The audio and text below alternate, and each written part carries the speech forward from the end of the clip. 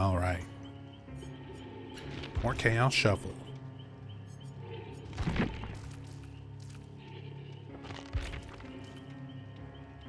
Hey, what's up, Sale?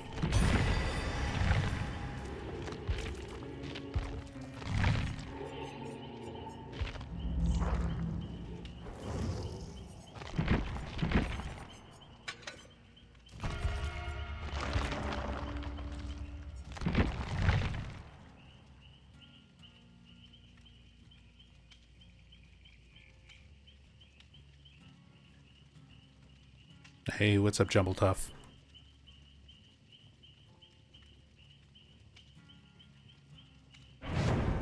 Hope everybody's doing well today.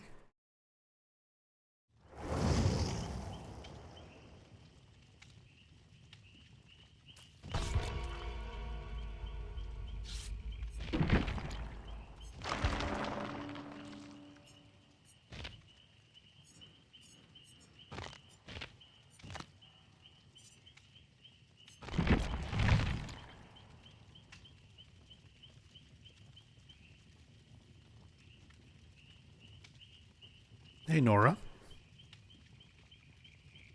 Hey, Headmaster Kuma. Dead by Chaos. Yeah, this is one of the more fun, like, rotating side game modes that they have in this. So I tend to like playing a lot more whenever Chaos Shuffle is out. I like the random perk build aspect. I kind of wish this was a thing more permanently.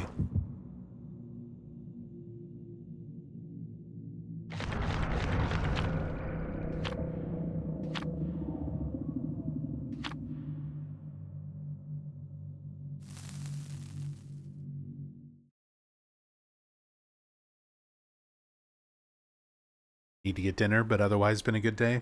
Yeah, I gotta figure out something to eat a little bit later. Not quite, it's only 7 right now. I had lunch maybe about 3 hours ago.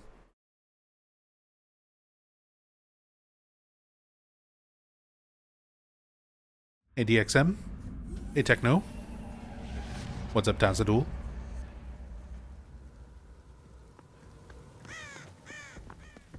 I've got Technician. I've got a nurse up my ass. Oh. And I got stuck on a wall and she caught up immediately. That is quite a nurse outfit. I don't think I've ever seen that costume. Well, what do I have? Technician, Dramaturgy, Buckle Up, and Power Struggle.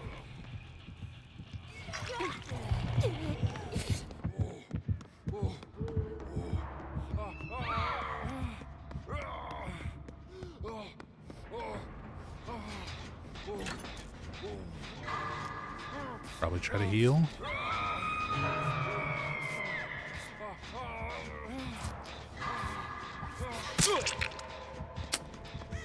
Of course.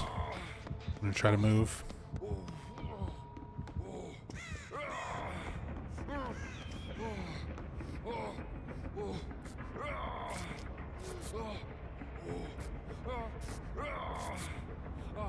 Dude.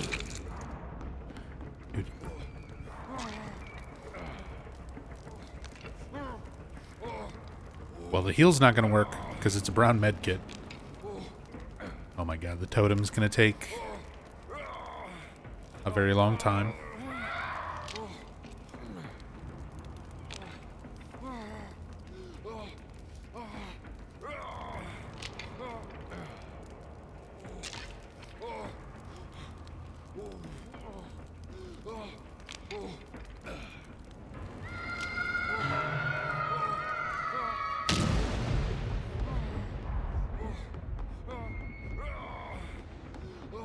This is not going well.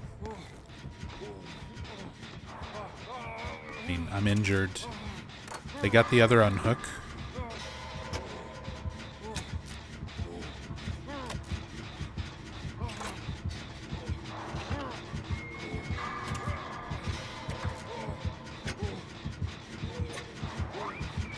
I'm just gonna sit on the gen.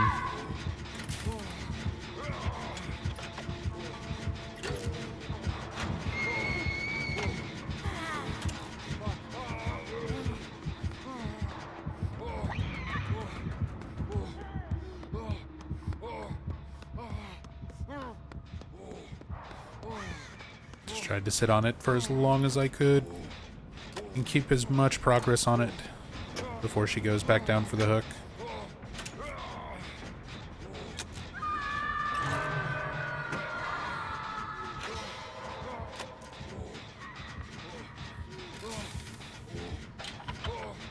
So far, this nurse is fucking destroying us.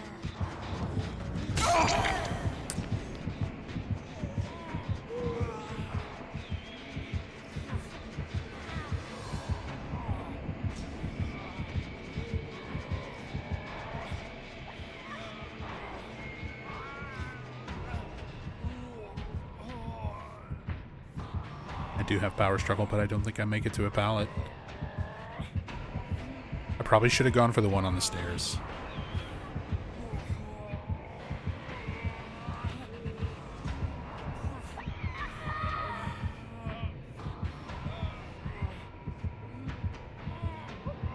Nurse on RPD is a shit show. I mean,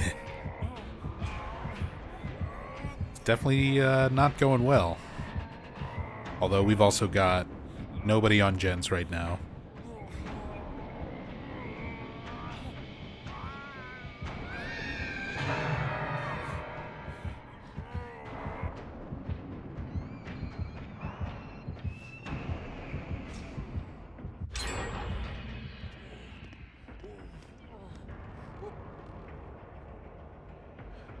Bite the bullet. No sound when healing.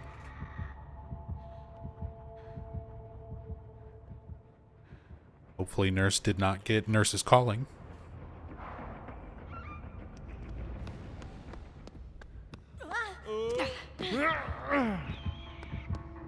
That person.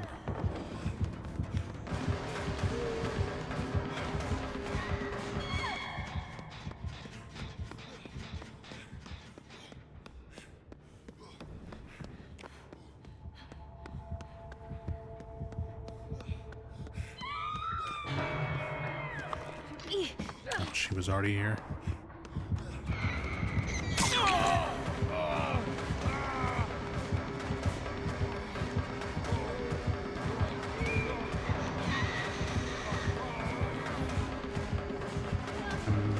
Oh, they go for the save.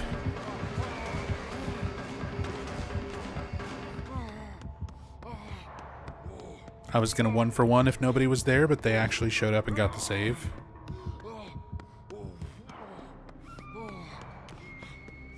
I mean, at least teammates are trying to help each other. We're just getting overwhelmed by the nurse.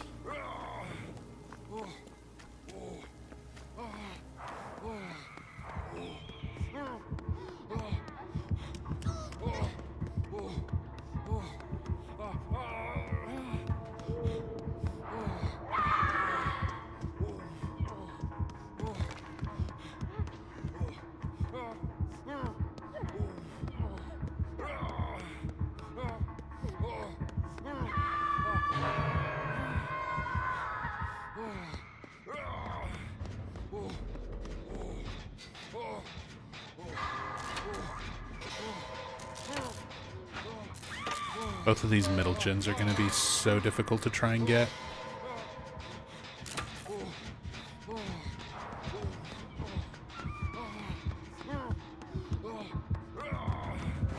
I ran right into her.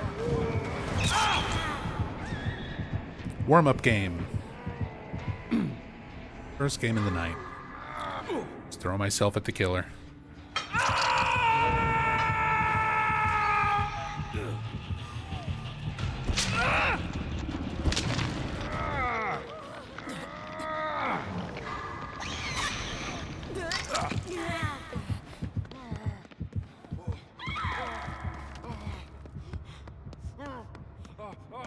You're currently rewatching Daredevil for the upteenth time.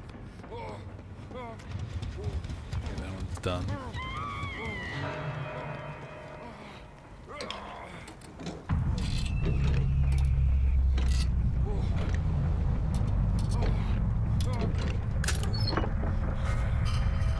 was a pretty good show. I've only ever seen the first season.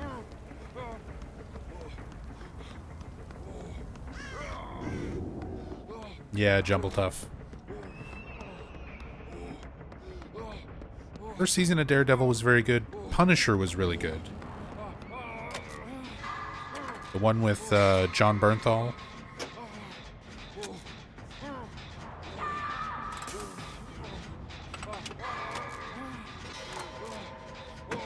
Which I think they were filming something. I remember seeing production shots from presumably another season.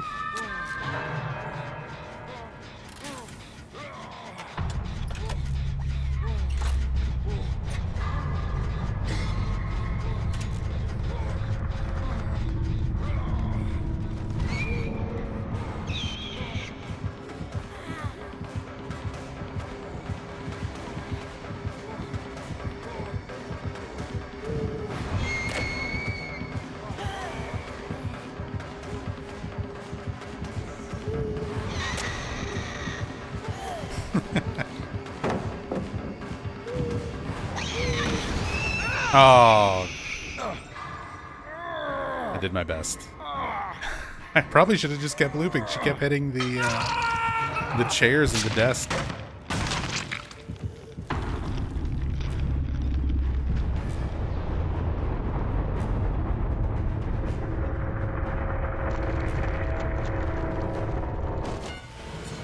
John Bernthal's so good. He was one of the big reasons first season of Walking Dead was so good. Yeah, I wish that was one of those shows that I started off really liking. I watched the first, and I don't even know at this point, 6 seasons of The Walking Dead. I'm trying to remember exactly when I dropped off.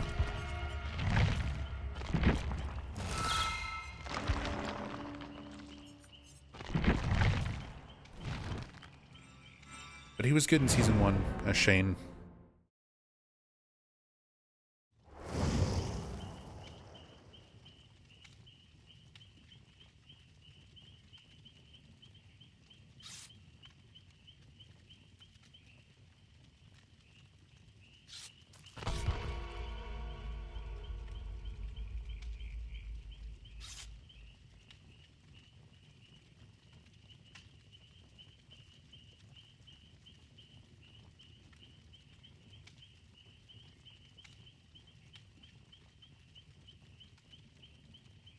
Show got really bad around season 7 when they introduced Negan.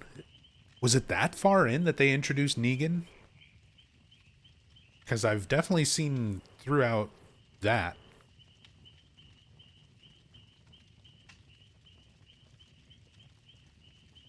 I don't remember that being so far into the series.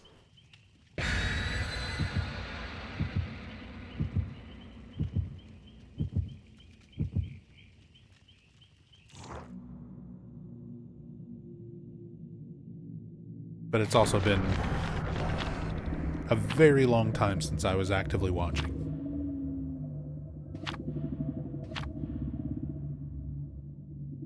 The memes of him are amazing. Yeah, he's my favorite Tekken character.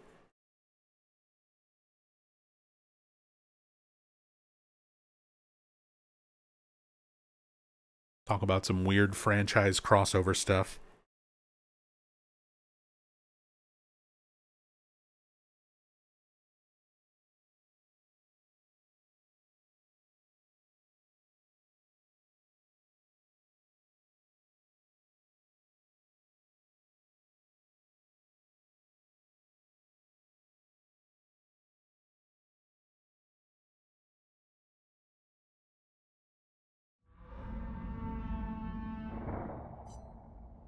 Teamwork, toughen up, prove thyself, come and get me after unhooking. For the people. Very support heavy build. Which is why I'm gonna get found and chased first. No, that person is. Actually, it's Legion, so we need to spread out.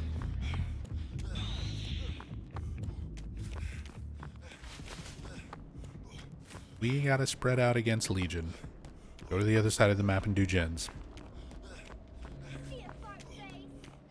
Hannah! Thank you so much for the raid. Welcome, welcome. And Yami with the 48 months.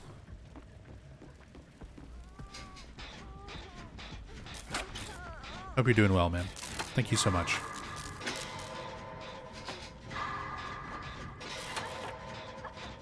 Notices the sandbagging. Was I sandbagging?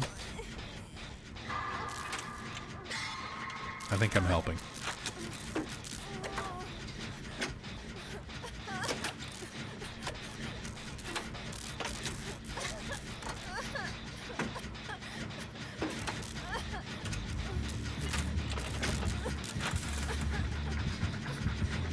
Oh, I want to commit though.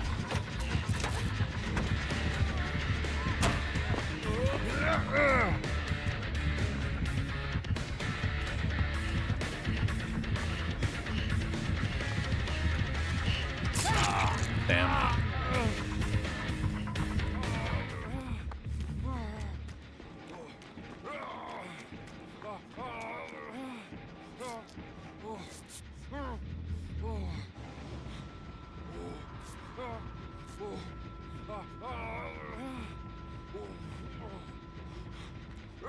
Oh, and Legion Pin.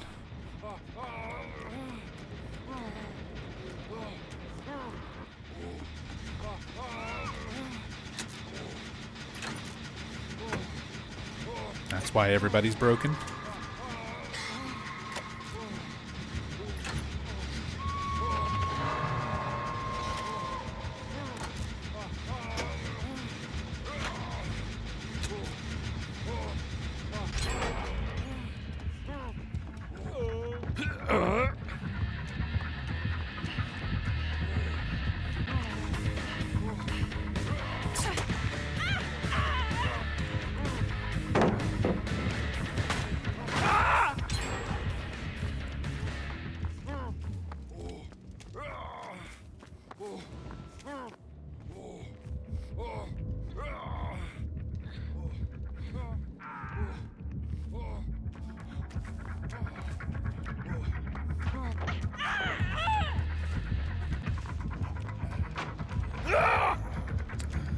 That's unfortunate.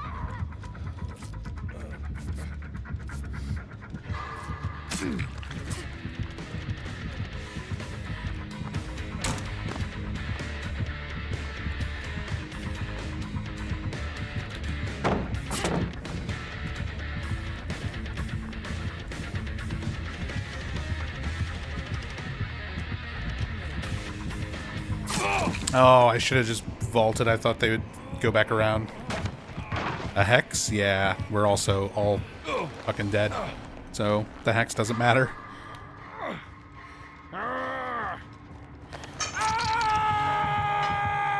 Nobody got Unbreakable in their random perk loadout, I guess.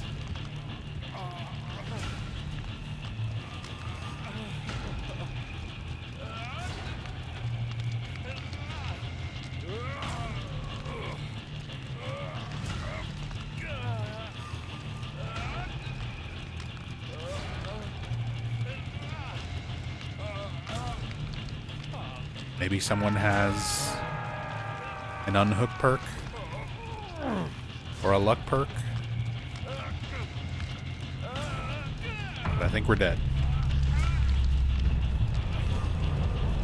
We just get slugged out by Legion with Legion Pin.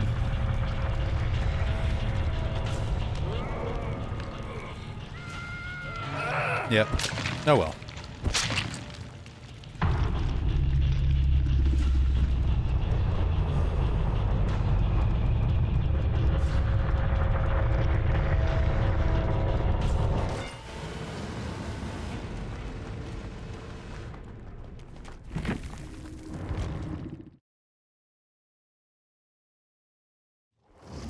Why was abandoned on the screen? It's a new feature in the game. Quote-unquote feature.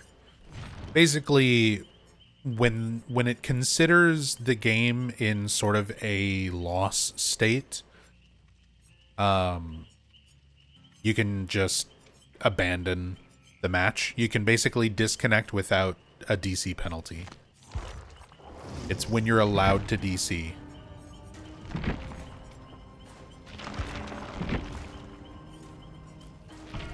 It's to prevent, like, if that Legion really wanted to be a dick and not pick anybody up and let everybody bleed out for 4 minutes instead of putting people on hooks. If you just want to move on to the next game, you can just hit tab to abandon, leave the match. You don't take a penalty. It still counts as a loss, but you can just move on to your next match without the timeout penalty.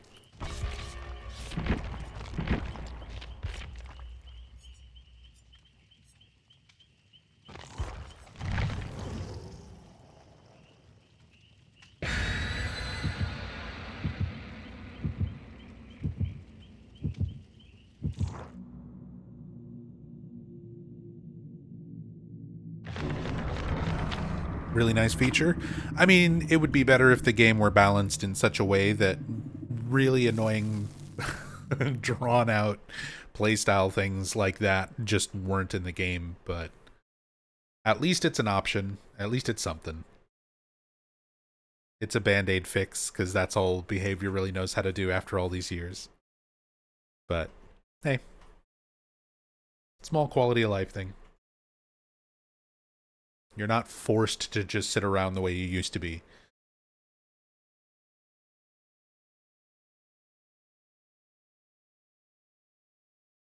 Basically, you used to just be forced into sitting around and waiting, or eating a DC penalty where you would quit the game and it would be like, you got to wait 5 minutes until you can do matchmaking again.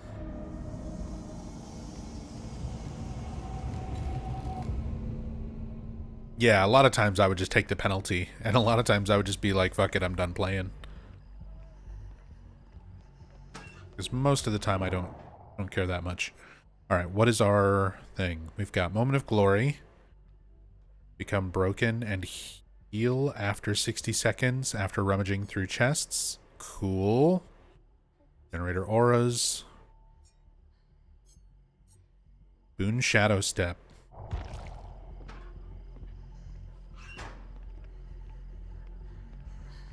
Boop.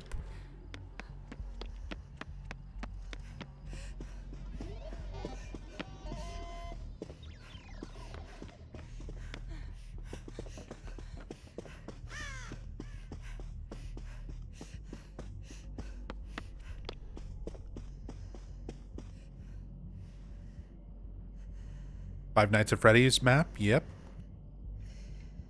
There was a whole Five Nights chapter. Well, there was no survivor, but we got a map and a killer.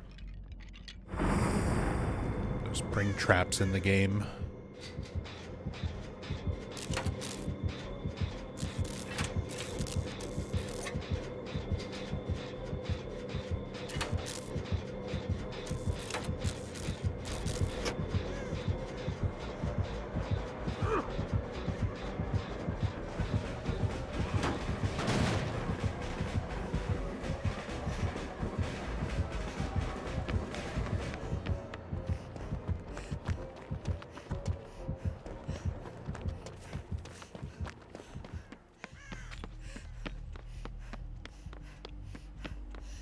Is there even a Five Nights character that could be a survivor in the lore? You are asking the wrong guy.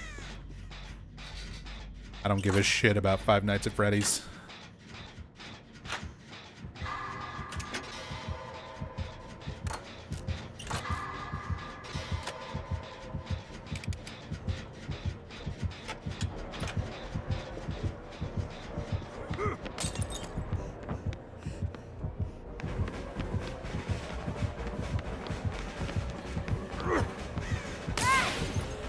That sucks.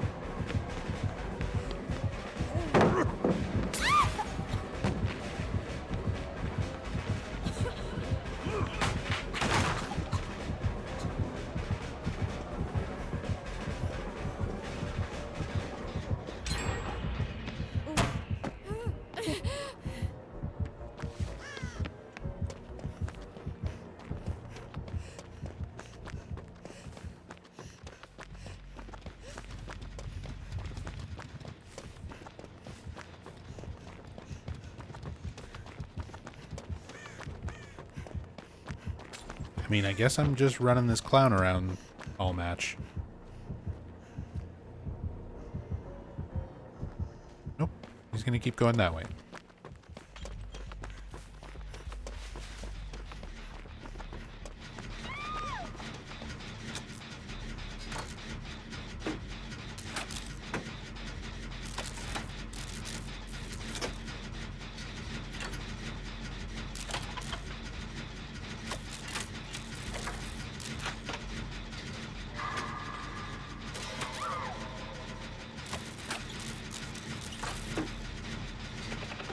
Yeah, I haven't seen either of the movies.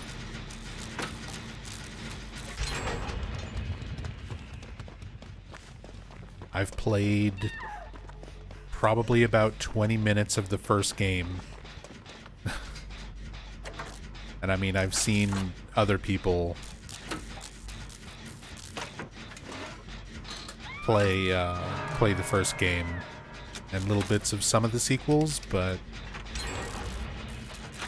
not my kind of thing.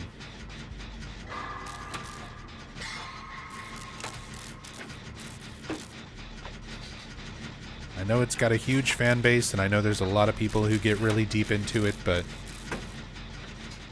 I can't get past the just... It is the lowest bar of horror. It is literally just distract you and jump scare you the game. And I hate that type of horror. I don't care what sort of subtext lore you try to attach to that. I'm just not interested in that vessel as a horror game.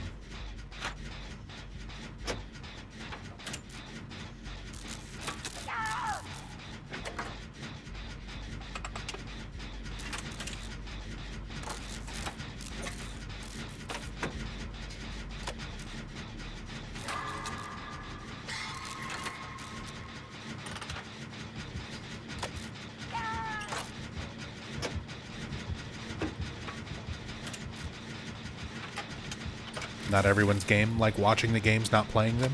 And usually, realistically, most people don't even like watching the game. You like watching the person playing the game. It's a game that is designed for that. That's all those jump scare games are. They're entertaining to watch somebody play them and get scared by them. But you get scared by them because it is like the absolute lowest bar, knee-jerk type of jump scare horror.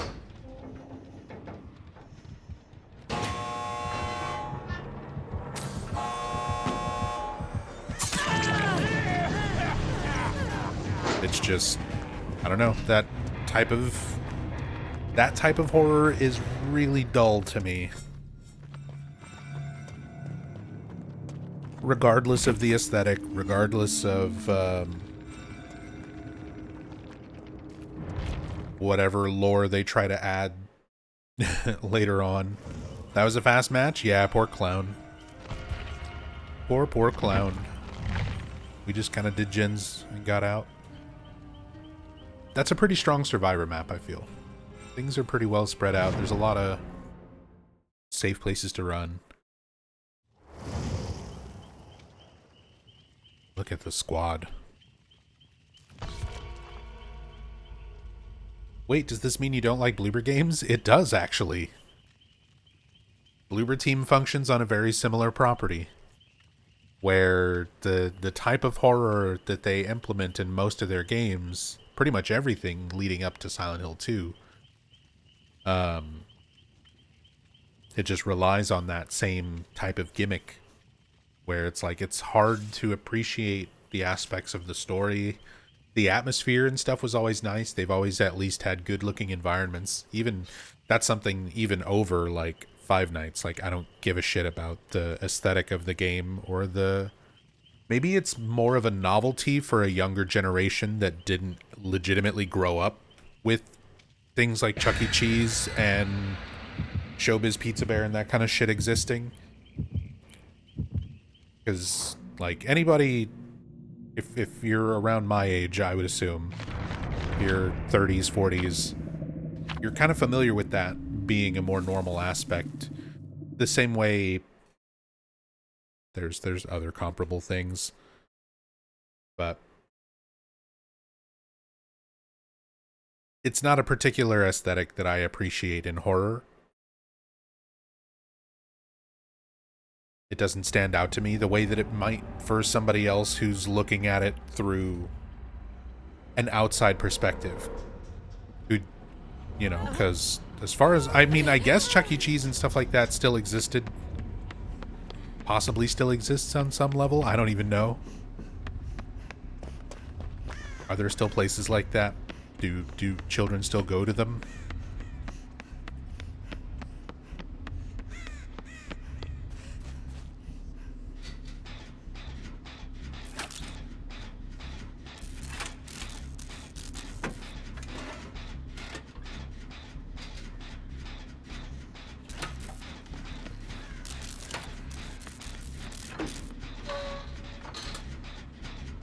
Main person you watch play it was Markiplier. See, and that's what I mean about it's more entertaining because of the person. Markiplier's pretty entertaining regardless of what he plays. But he's also a huge YouTuber, so anything that he plays also tends to get very popular. Maybe that's another reason I don't really like Five Nights. It's one of those games that got its popularity because of streamers and stuff, I feel.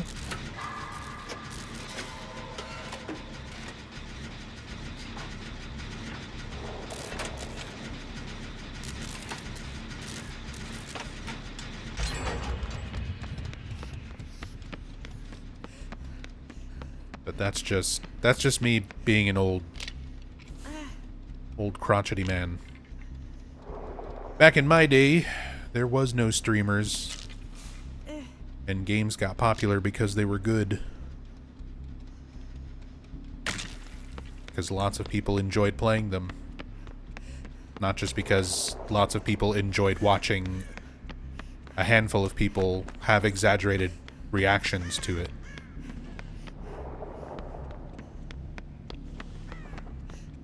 Old man yelling at clouds.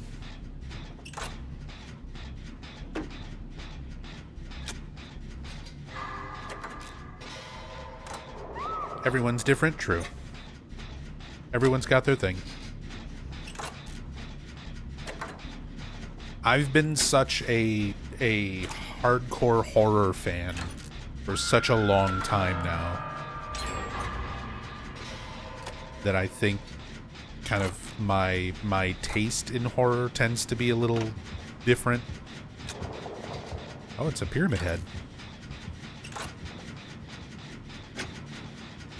So whenever you have stuff that is literally just like, look over here, now it's loud, now it's very just jumping out in your face, like there was a there was a clip that got popular from one of my streams like 10 fucking years ago at this point or something, where someone was asking me if I was going to play Five Nights at Freddy's. And I described it at the time as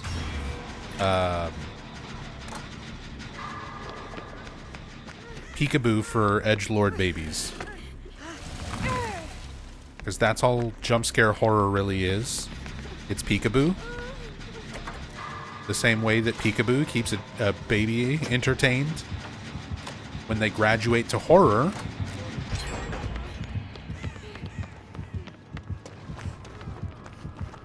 that's basically jump scare horror.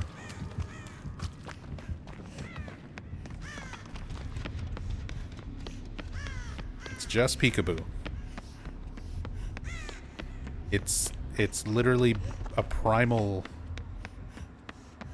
human reaction that we have from infancy being exploited and called horror.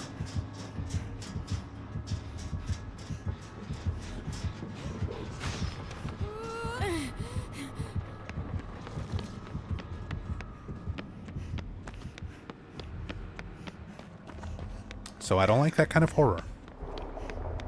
It's cheap.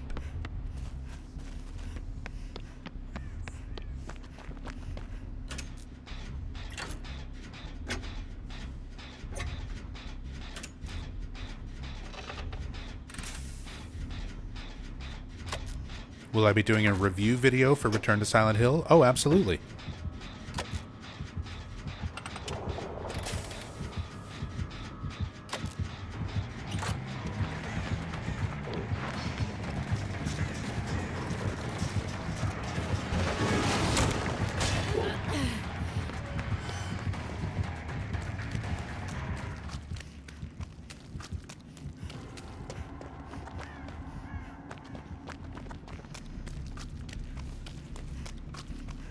At this point, the only thing that's going to stop us from seeing the movie is going to be the weather. The weather's supposed to be really shitty.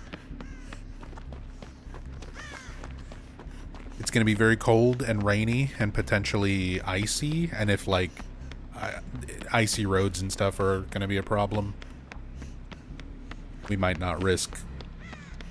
We might not risk that for fucking Return to Silent Hill.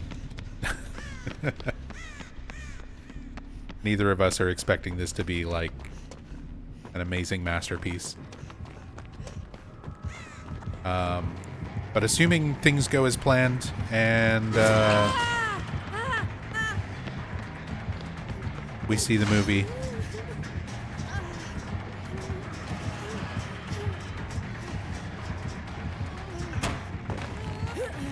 I'm fucked.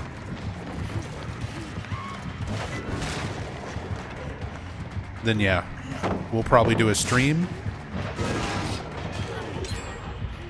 and talk about stuff kind of live. Oh. And then I might do a scripted video for YouTube, kind of compiling thoughts and maybe some clips from trailers and stuff into a more proper, like, review.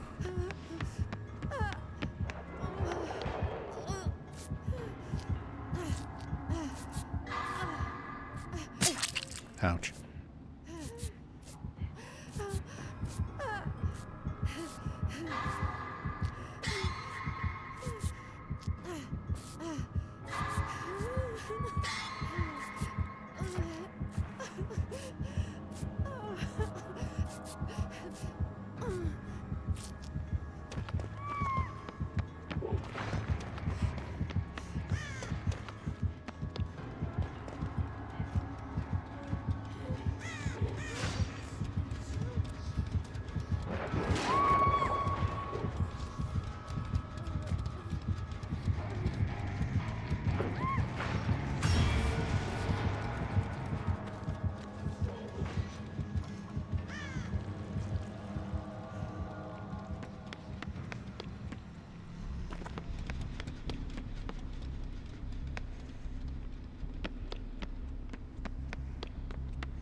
Do you actually get money for these? I do. Thank you, Grove Sleeper. Yeah, the on-screen celebration was 80 bits, so yeah. Each bit is like a cent. So it's like 80 cents. And then 60 cents for the giant heather butt. Small price to pay for a giant heather butt.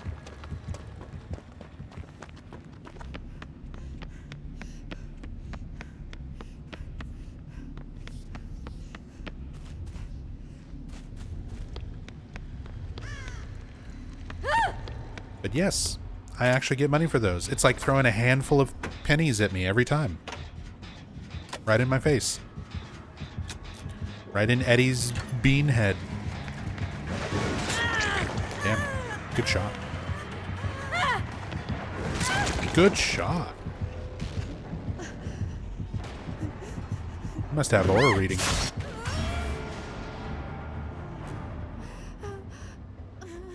Nobody's on a generator. Why is nobody on the last gen?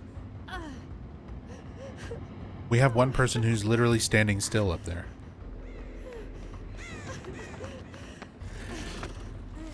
And that person's just standing still over there. What is happening this match? Like, we got all the other gens done. Everybody's only got one hook state.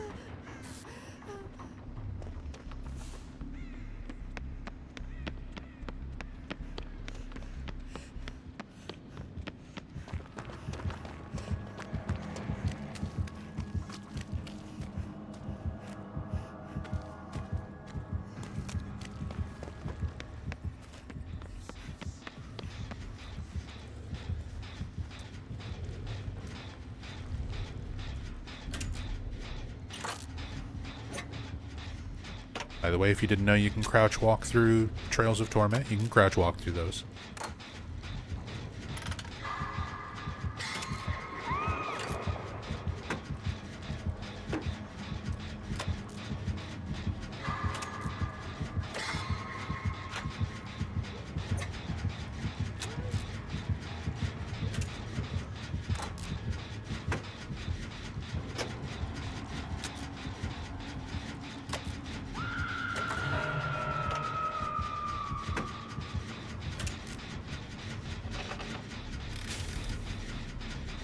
Grove Sleeper, thank you for the bits, by the way.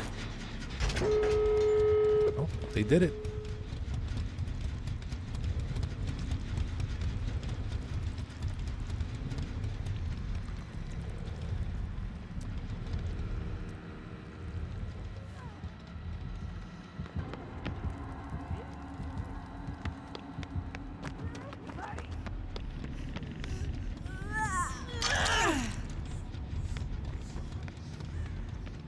Ever play the Frank Stone Dead by Daylight? No, I did not. The casting of Frank Stone. I never actually got around to playing it.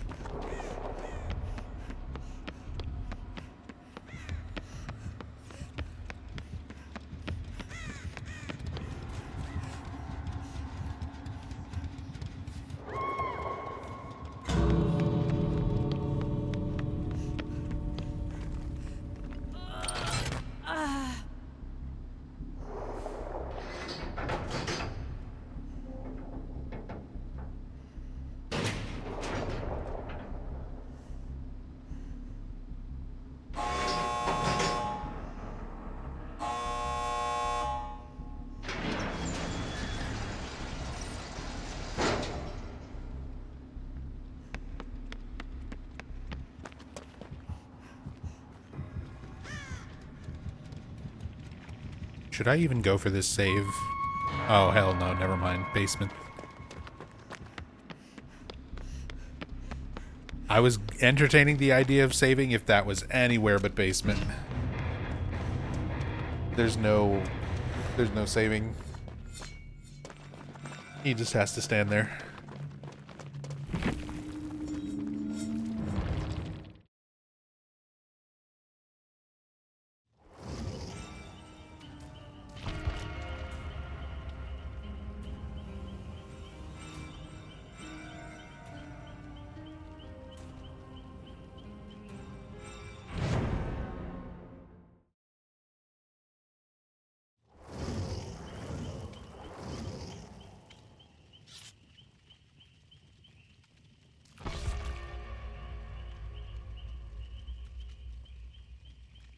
Been meaning to try that out at some point, just too many games on mine to play currently. I've also, for me personally, I've been in like kind of a weird headspace. I've been wanting comfort games. And it's a little bit strange for me because for a long time Silent Hill was like my comfort series. But for a long time now they've also been kind of associated with work as well. Not necessarily in a bad way, but in a way that makes them somewhat less comforting than they used to be. So I've kind of been falling back on other familiar, comfy games. It's kind of what I've needed lately. Why I've kind of been just replaying stuff. Dead by Daylight, Valheim, Long Dark.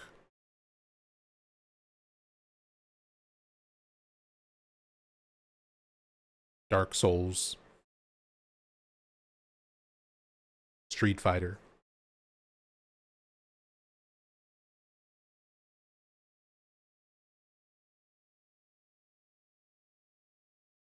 Because, like, starting new games has a different level of stress for me. Because I know there's going to be people watching me play the game that are familiar with it. So I'm kind of stressed out about people spoiling things or ruining moments or getting annoying with how much advice they're trying to give. when I'm just trying to like play a game normally, learn it on my own, figure things out on my own. A lot of people sort of misunderstand when I'm very strict about playing new games on stream, as far as like no spoilers and stuff.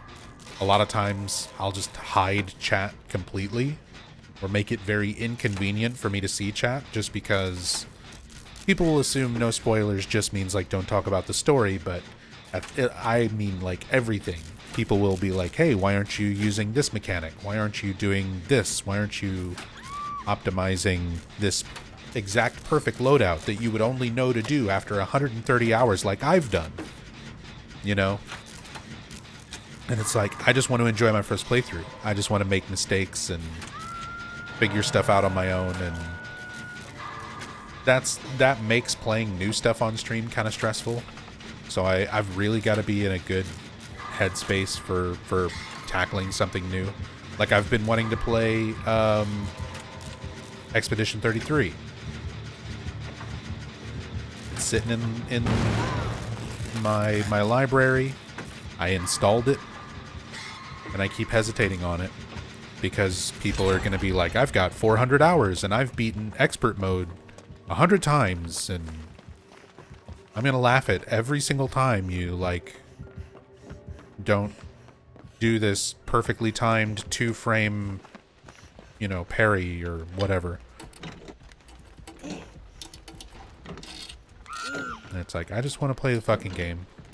I don't want to have to deal with that. But I also am at a point as a streamer where if I'm going to dedicate time to playing a game, I can't really play too much off stream.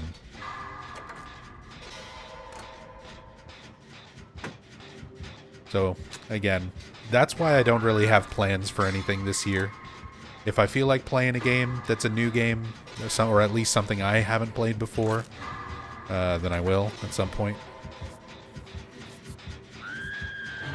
If I feel like playing comfort games, if I feel like playing Silent Hill, if I feel like doing whatever, speed runs, whatever I feel like at any given moment, I'm just not thinking about it too hard. I'm not going to stress it.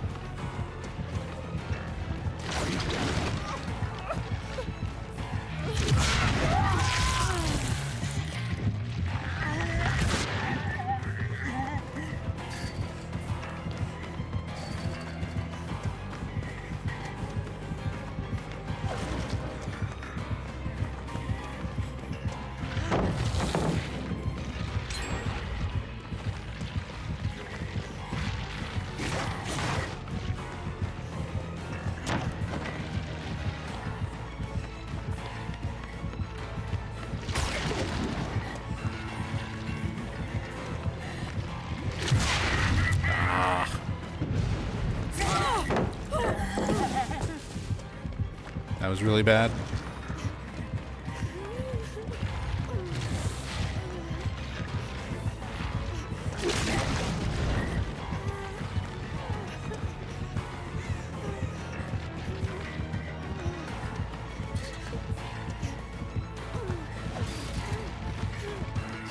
Sometimes there's a loop with a pallet over here. Not today, it seems.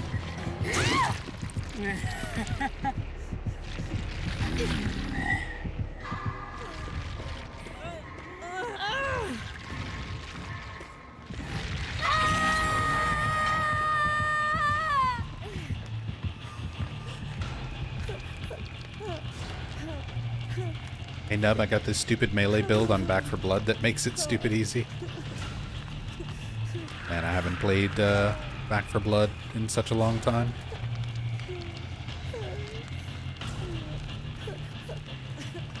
It was such a fun game.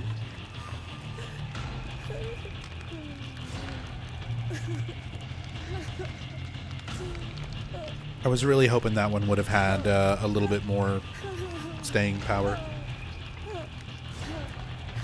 Although one of my friends for the past like 20 plus years recently said he was playing Left 4 Dead again after such a long time.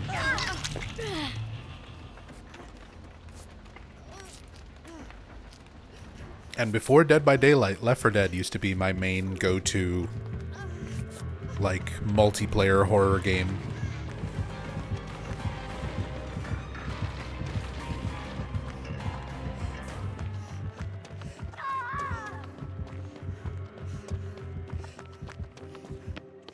I'm like, damn, it's been a long time since I've gone through Left 4 Dead and Left 4 Dead 2.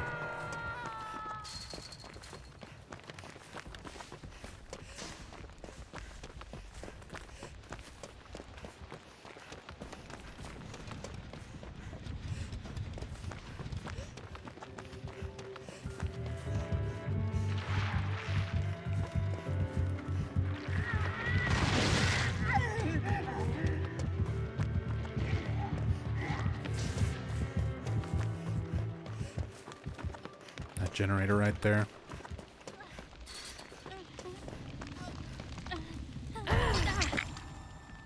Make your choice.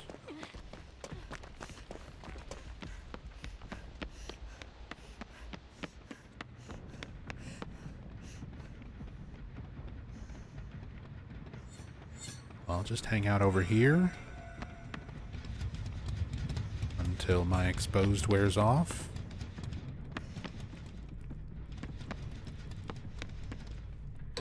Have I tried Outlast Trials? It's a good DVD alternative. I have not. And admittedly, the main reason I didn't try Outlast Trials is that whole tangent I was going on earlier about jump scare horror. I'm not a fan of the Outlast games because they also rely on very similar jump scare horror, where they just kind of come off as somewhat cheap horror games. And that always kind of turned me off from the original Outlast and Outlast 2. But I know Outlast Trials is basically like an entirely different thing. I just never looked into it in any way because of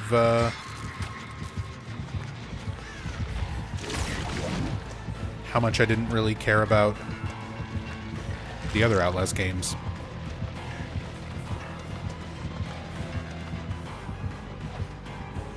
These windows aren't open.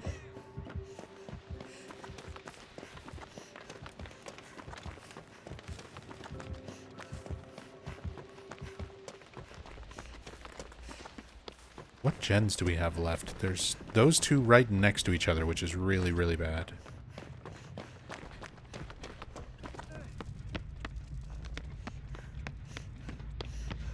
One's done.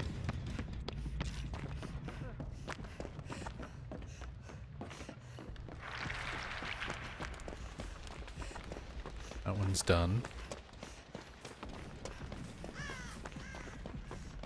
I think we might be 3-gen'd if it's the one in the house upstairs.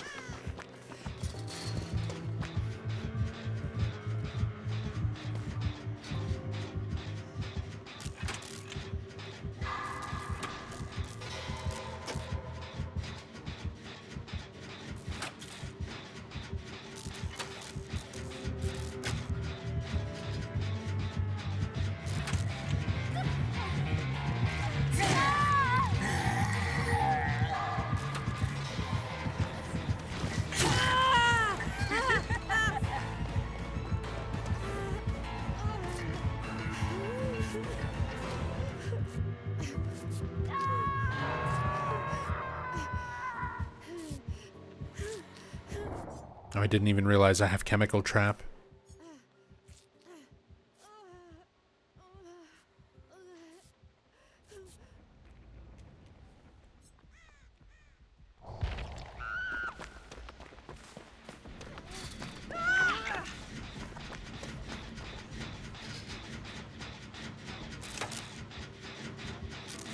Got the Evil Cheryl outfit, the like new cult robe one? No.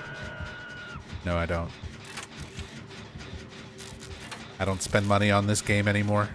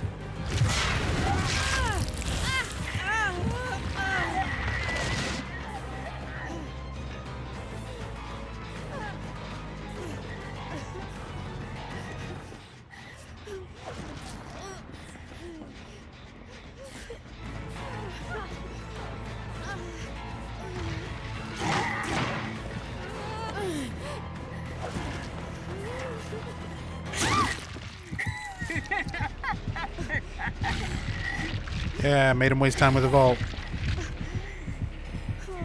Do it again. It'll be funny.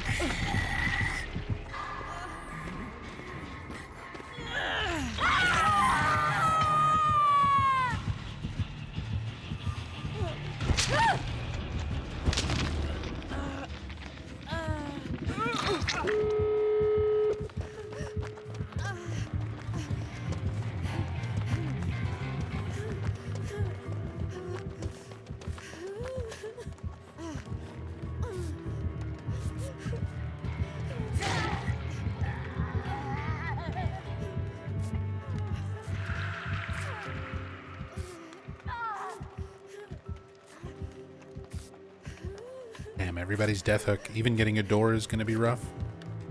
Zarina's getting it, though.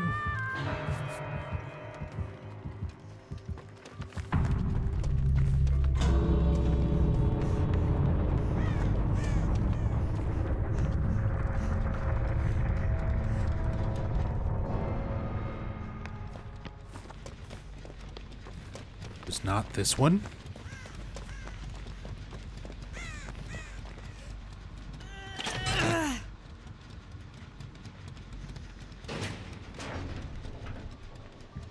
Oh, I'm dead.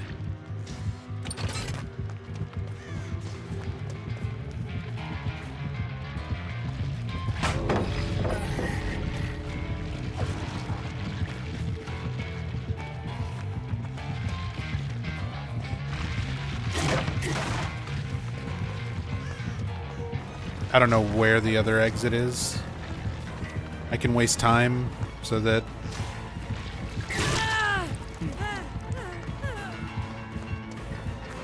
Oh, it's right there.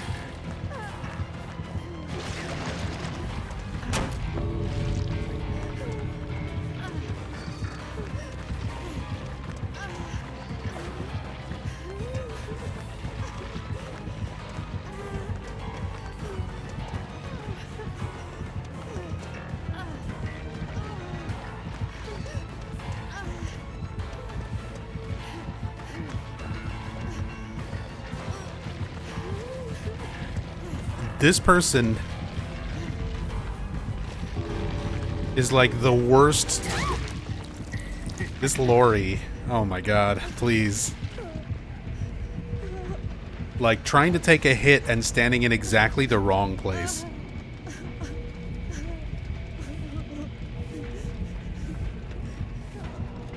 Props to her for trying, but I don't think she's being toxic. I think she was genuinely trying to help, but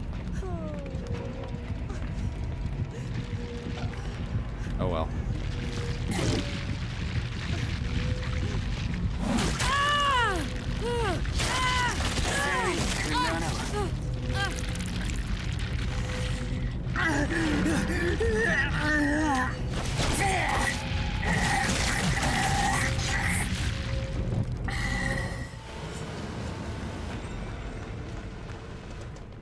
Some people don't know how to body block. She was staying right next to me when she needed to be closer to the killer. Like, she needed to push forward, and she kept doubling back towards me.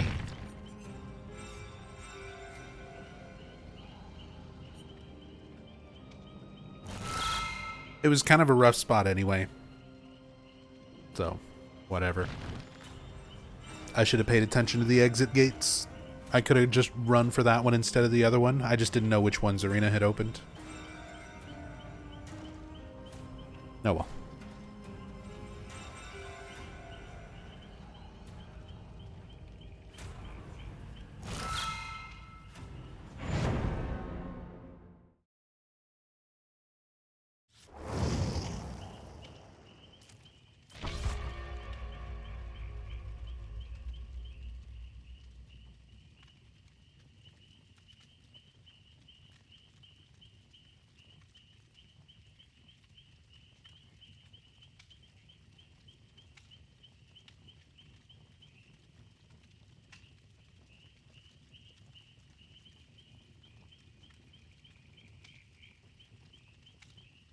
Kind of sad that DBD spoils Cheryl's name, though.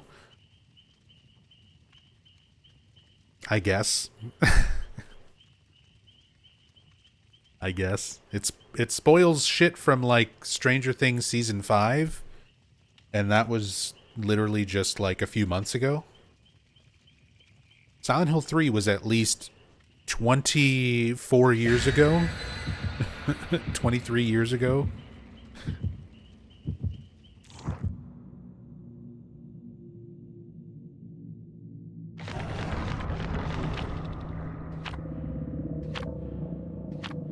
Play DVD first? Yeah, I mean, it's not going to be helped.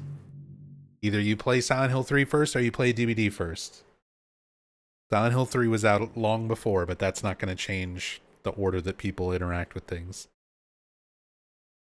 Dead by Daylight's also vastly more available than Silent Hill 3. That's the biggest thing I hate that Konami has still yet to do. Like, props to them for reviving Silent Hill, making these new games, decent remake, blah blah blah. Great job. But the original games are still basically pirate them, pay a fortune for them, or don't play them at all.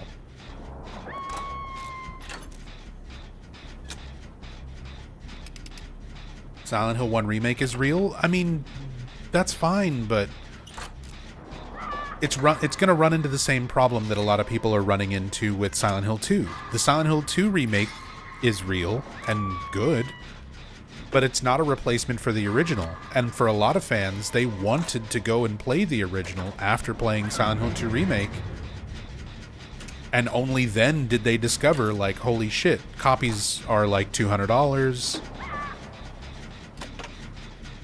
and it's not available digitally, and the only re-release was on already outdated PS3 360 hardware, and it was a terrible fucking port.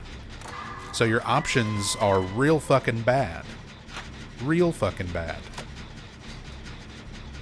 There needs to be a good legal alternative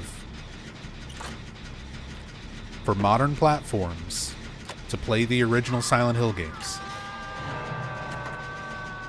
There needs to be digital versions of those games, or a collection that is not handled as shitty as the HD collection.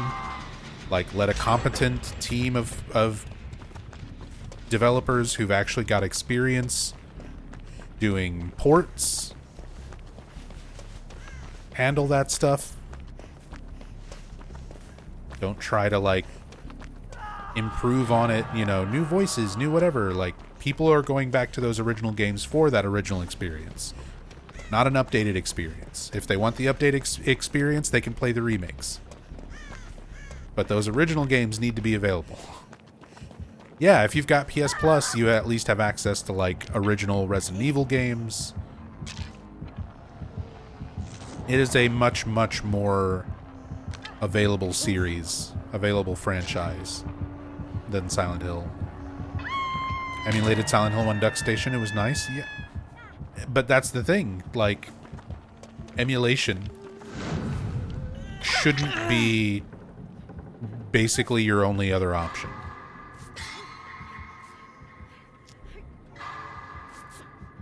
Assuming the source code exists, source code is irrelevant. Retail copies of the games exist.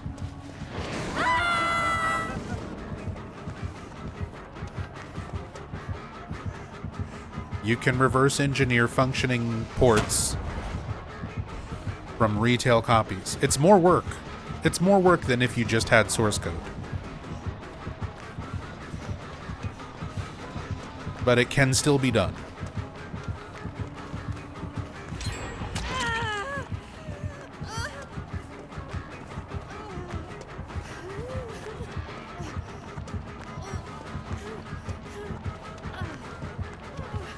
Someone's already used up all these pallets?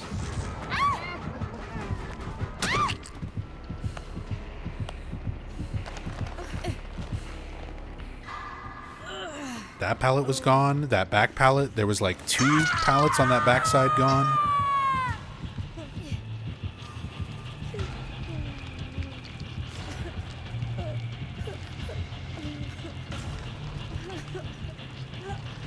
I mean, it is Doctor, so people are going to be pre-dropping.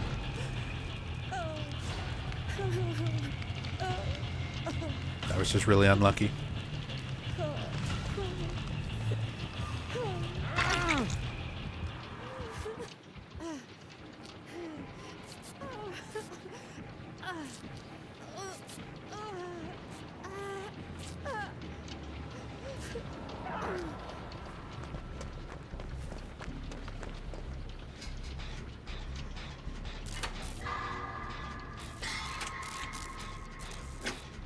Also, what perks am I using here? I've got Smash Hit, Flashbang, Smash Hit, Flashbang, Object, and Dark Sense. Okay.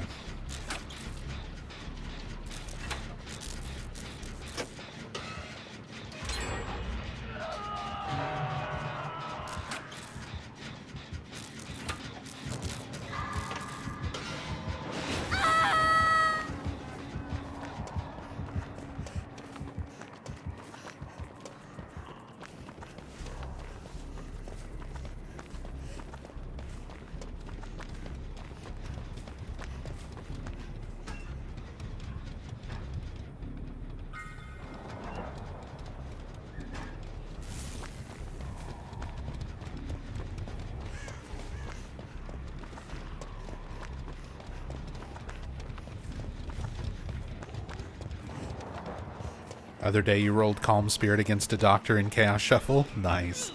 See, that's why I like Chaos Shuffle. Those moments where you just happen to get something that works out against that particular killer, or something that they got randomed, or it works in conjunction with, like, someone on your team.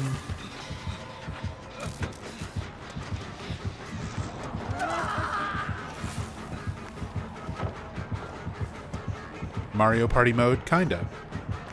It's more fun for me just because it's non-meta mode, which is something this game desperately needs.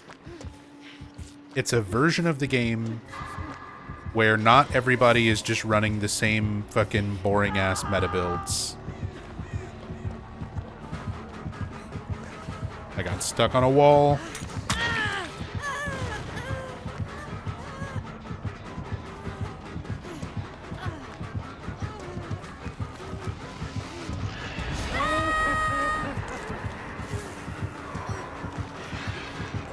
He doubled back.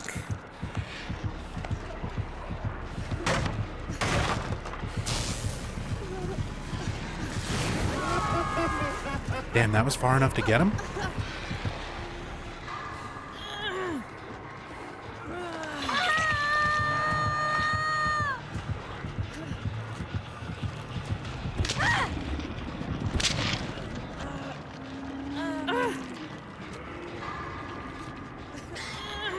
Always mix up Smash Hit with one of Cheryl's perks.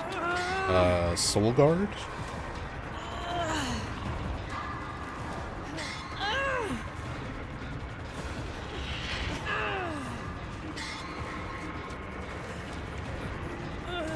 Kind of looks like Sela Metatron. I mean, it is Sela Metatron, yeah.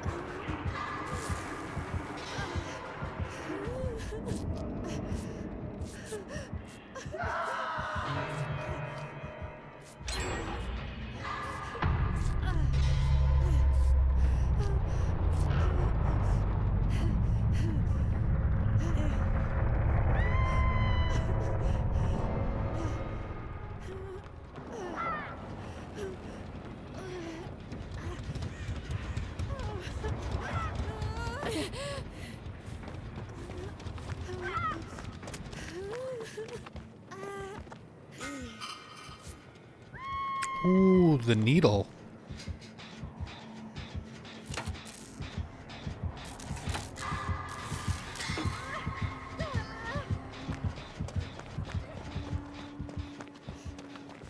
Yeah, the fat med kit.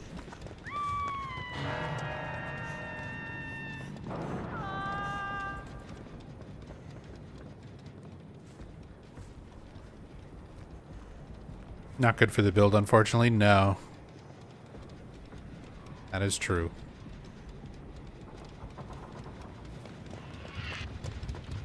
But I'll still take a fat purple med kit.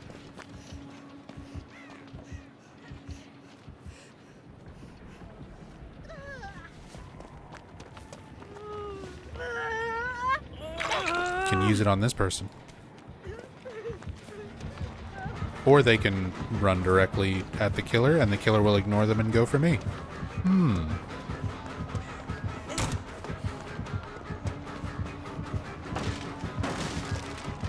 Interesting.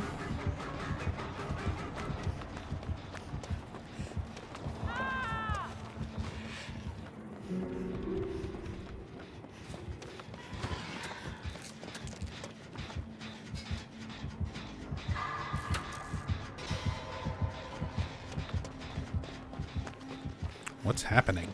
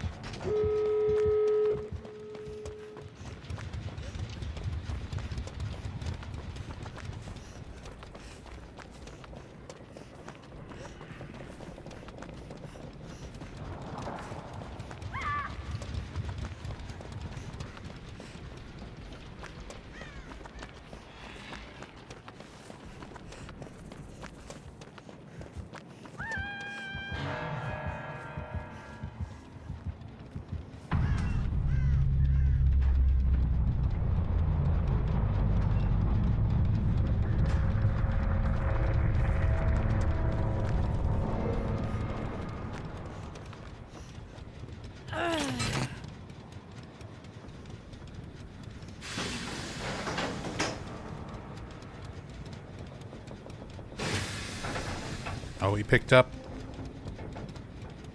He picked up Chuck.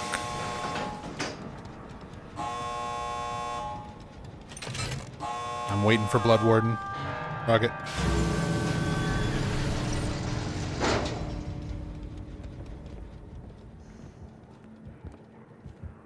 I leave.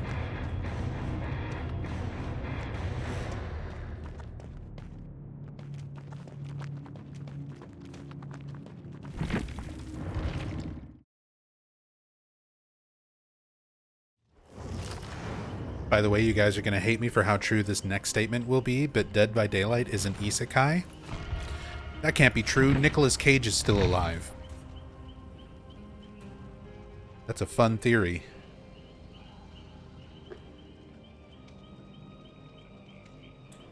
But Nicolas Cage exists.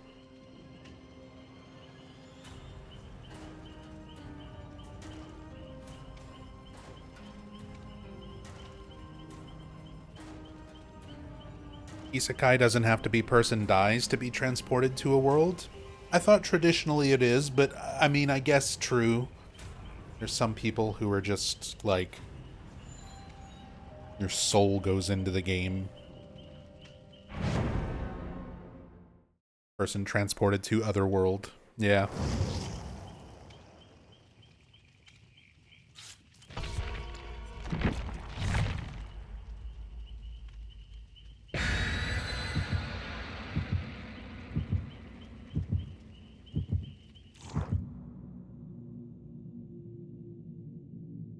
Died because of Blood Warden the other day. It's rare, but it happens. And it's always such a, like, oh shit moment.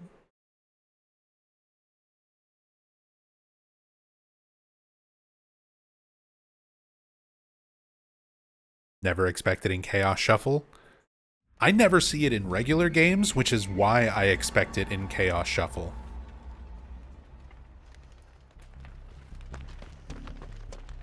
Calm Spirit for the people. Stakeout. Come and get me.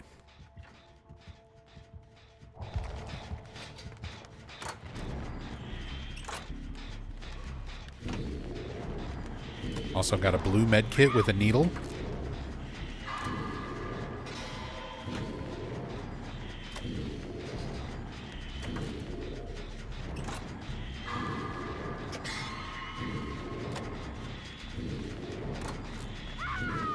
What is happening?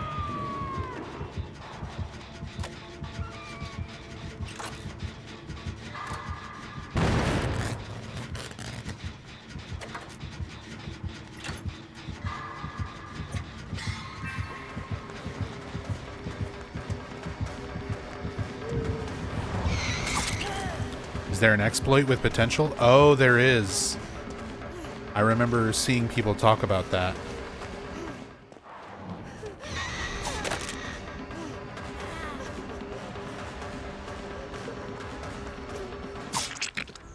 Well, I thought she was gonna blink.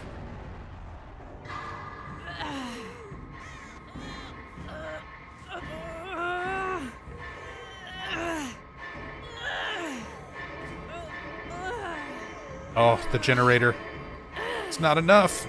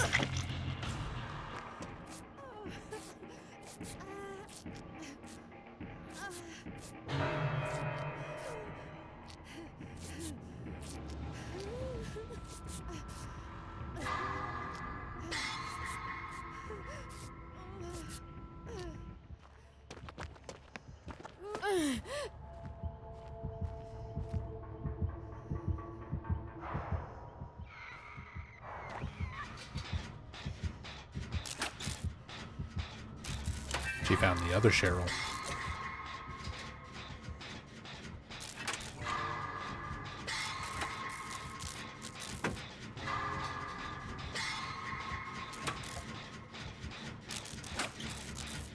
Okay, got the unhook.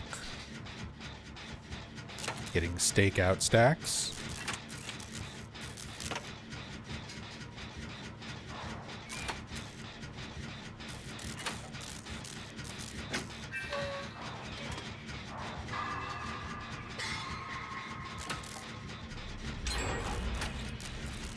Her terror radius seems really big.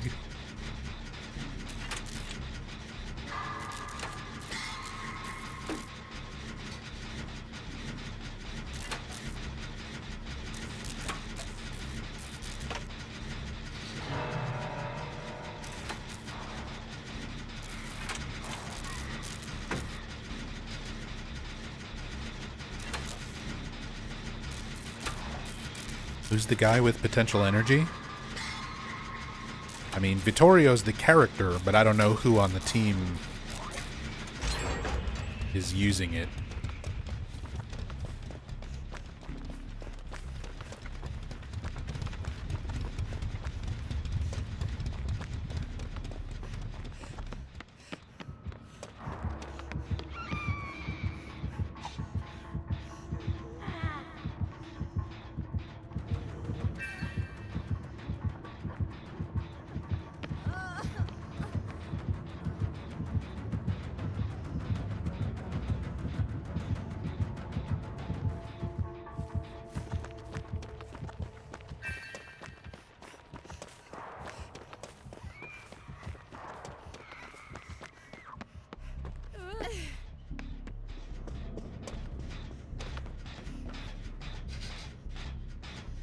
See nurse and my brain checks out. Valid response.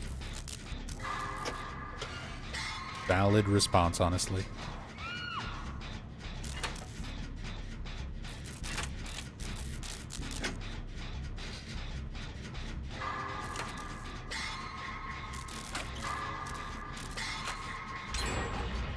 Okay, Charlotte and Dwight are both on that one. They just finished it.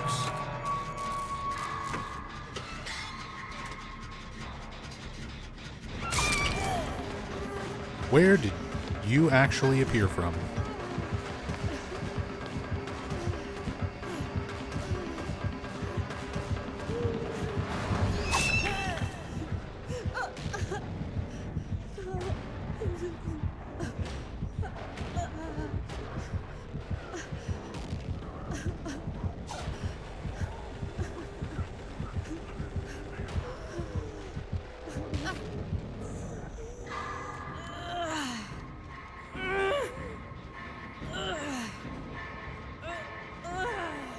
No, not the basement.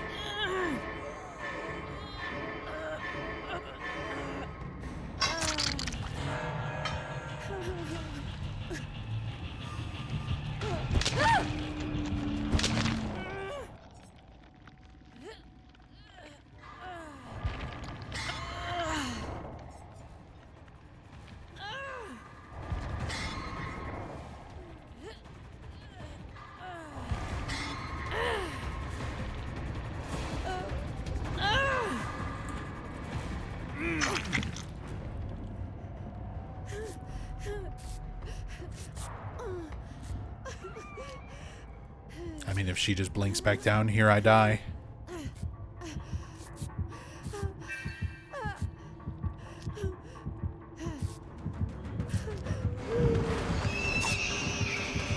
Okay.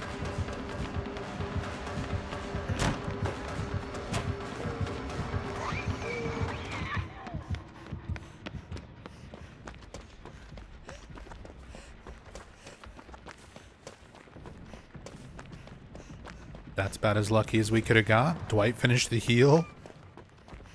Nurse missed the swing.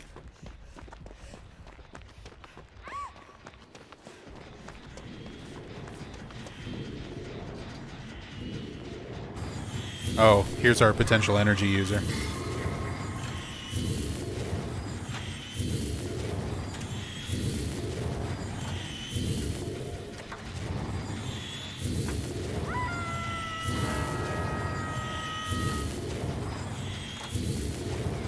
Of course it's the Vaughn.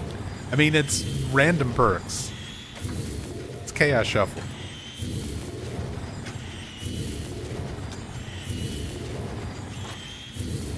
Wow, that's kind of insane.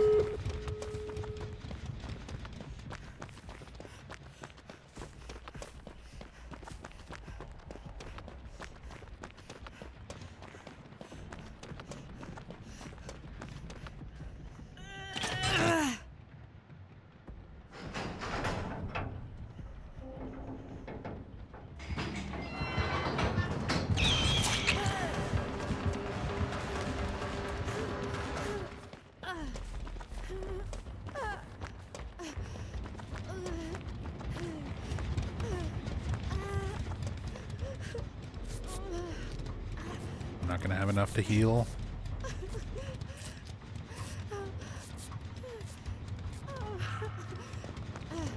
I probably should have saved some. Well, I guess that anti-exhaustion doesn't matter.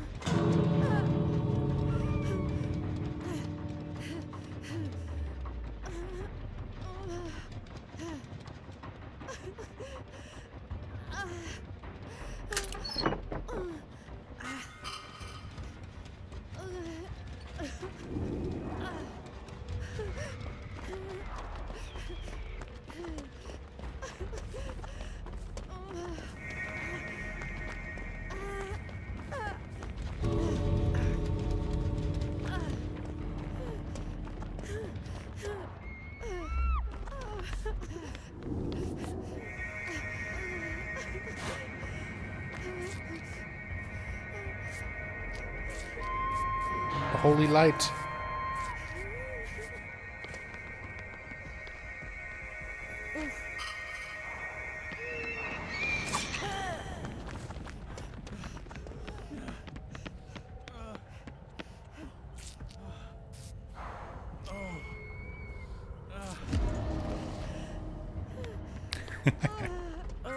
There we go. For the people value.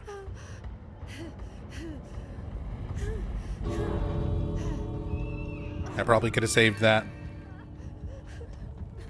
to get somebody out.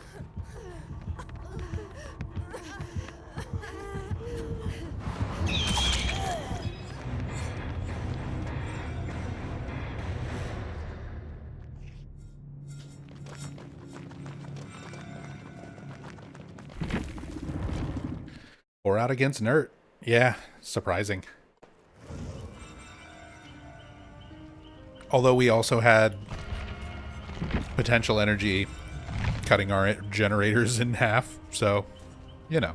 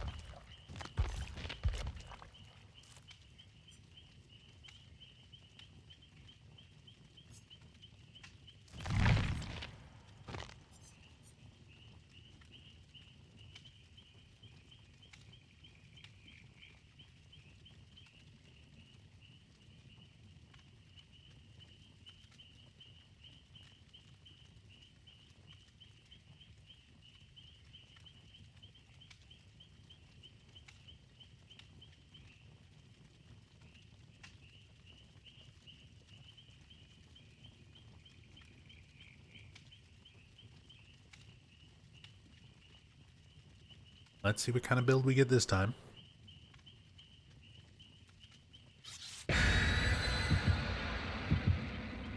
And will it make a difference?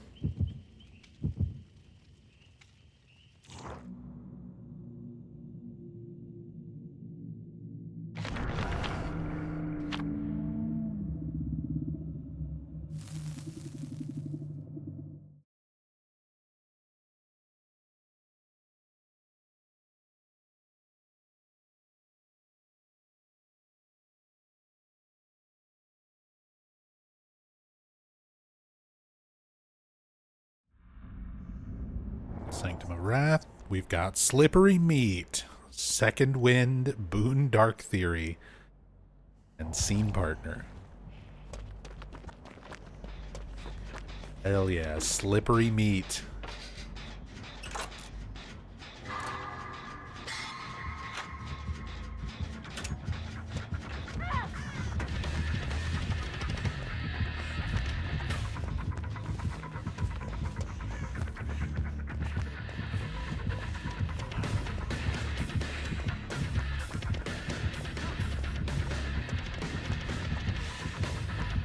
Oh yeah, if I get hooked, I absolutely have to try to Kobe. That's the rule.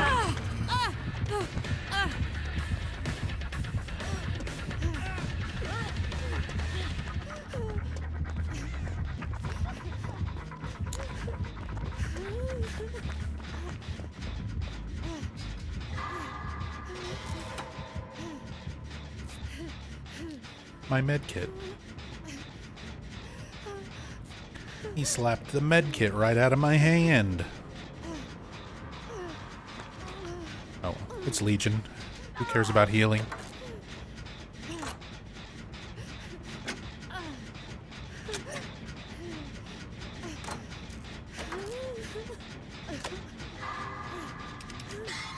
Just gonna get stabbed in the face again anyway.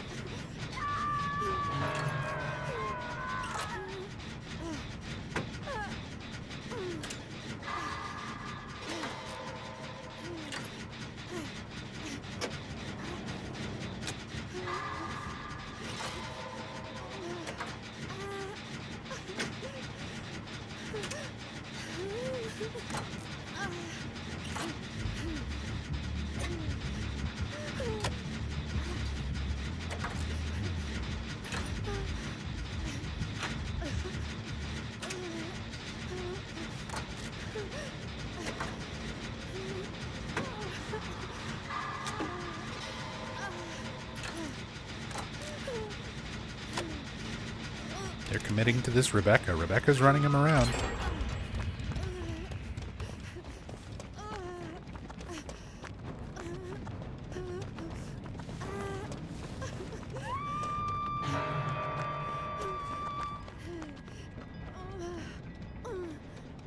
That don't seem right.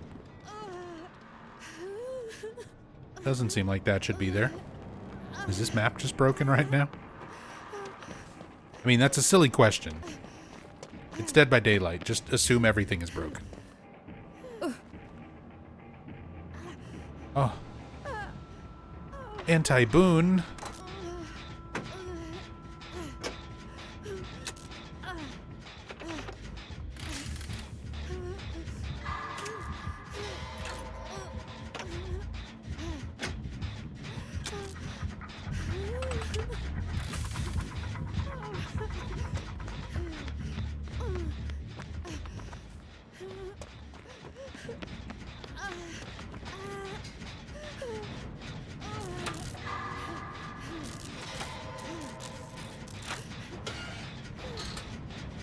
Chaos Shuffle broke this game in the same patch. That glitch wasn't there before Chaos Shuffle existed. Alright.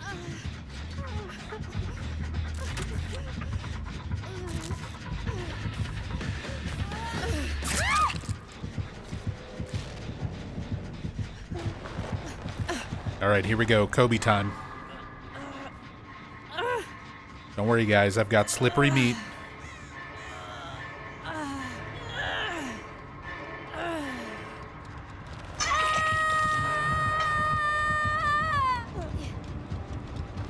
Let him get sufficiently away. Fix the gen. Kobe. Kobe. Alright, this is the one. Here we go. And off the hook. And here we go. Well. Good old slippery meat.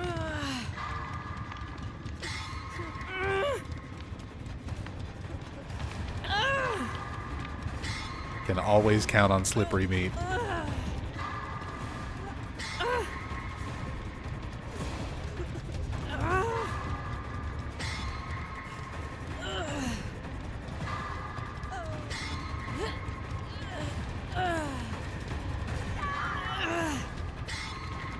This person's in the basement. Summoning Bagagwa.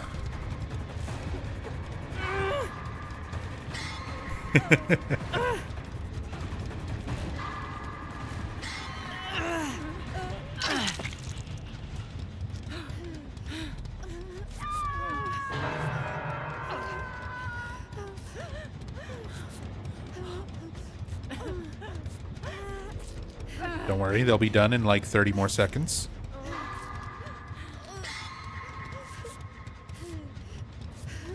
Plenty of time for me and Lara to reset.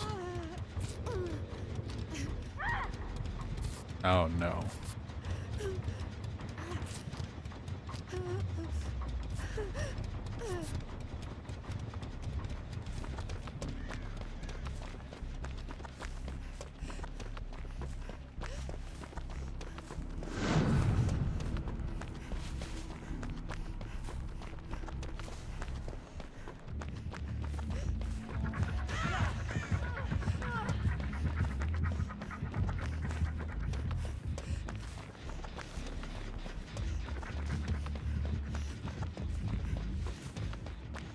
Okay, they got the save.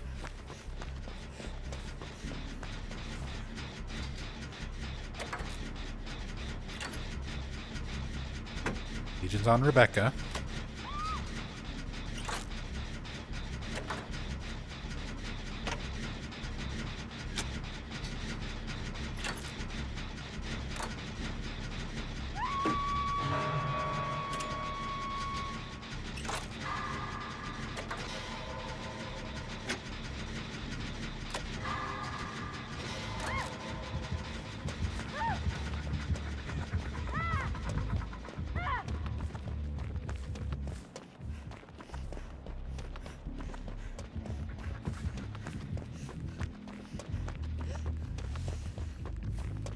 Just gonna keep screaming and having wall hacks.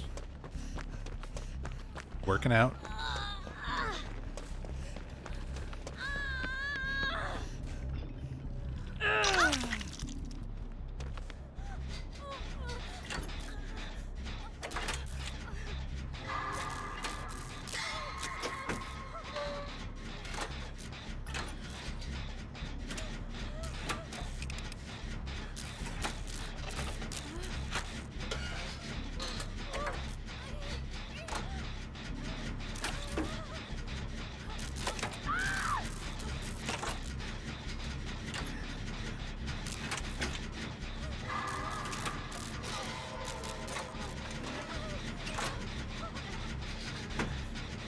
It's that person's first hook. The rest of us are stage 2. Some of us through no fault of our own.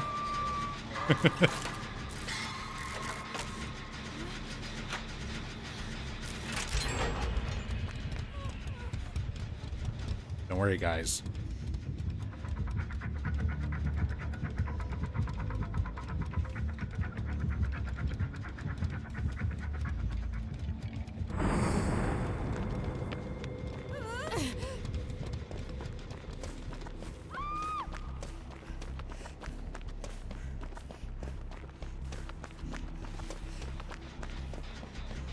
Dark Theory will help you.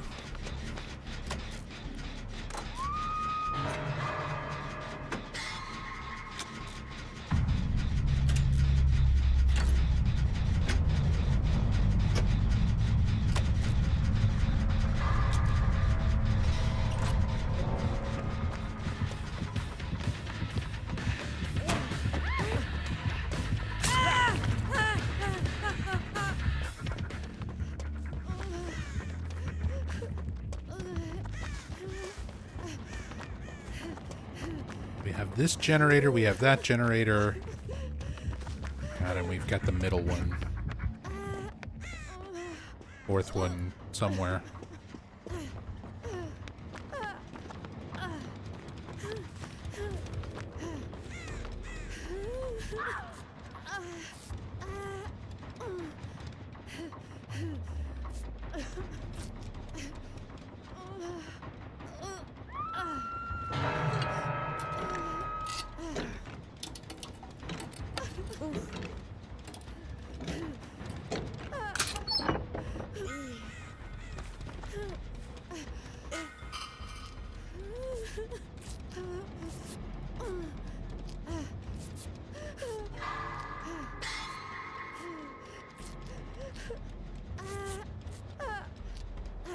Oh, they got the save.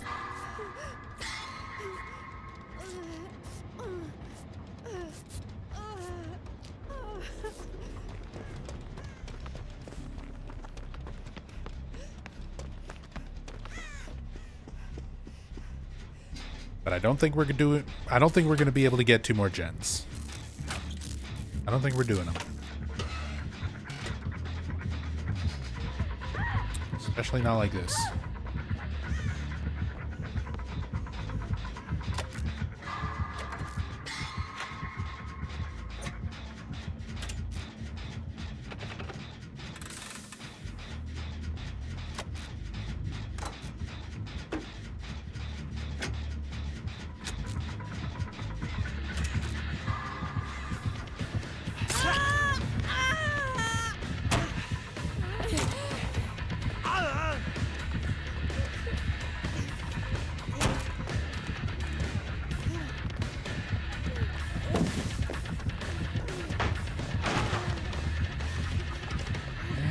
Check pallets up.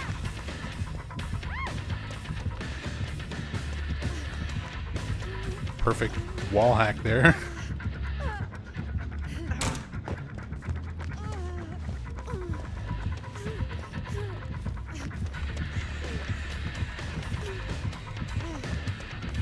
Good vault. Bait the swing. Get the stun.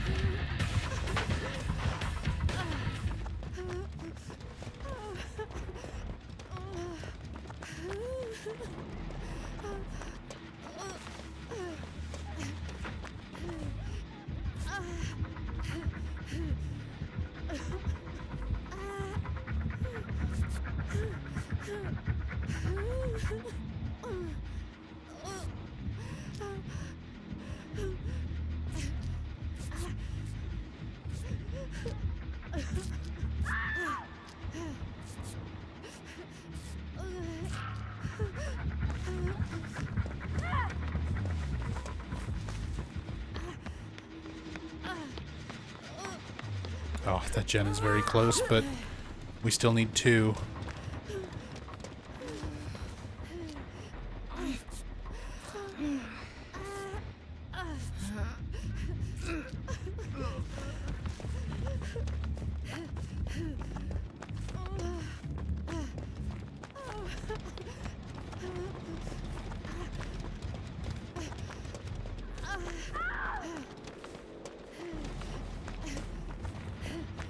That person up.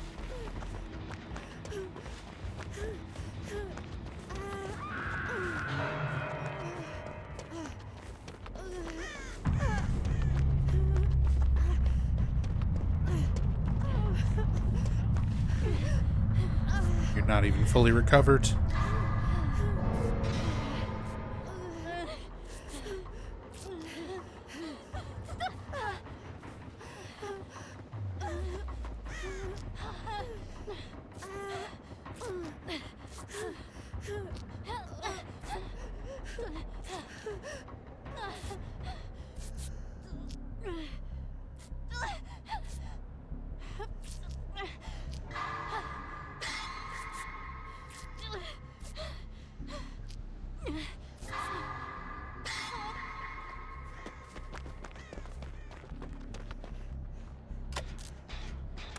She's gonna try to go back to the gen in the middle, but I feel like Legion's just staying there. Yep. They were standing right up there.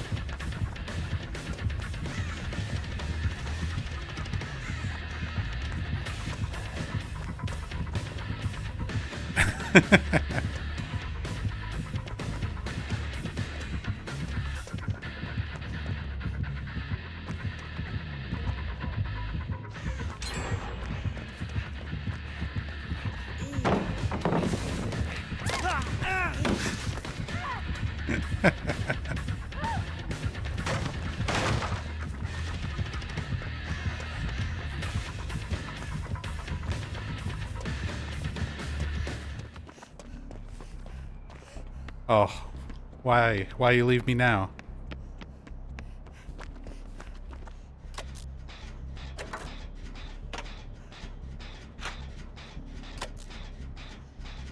Hey, shadow noises.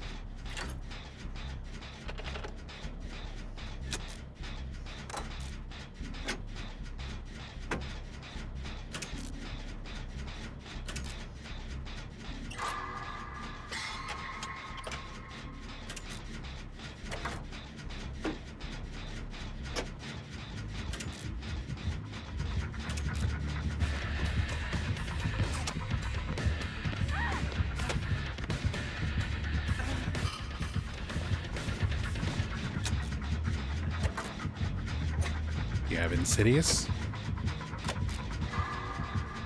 No? Just... okay.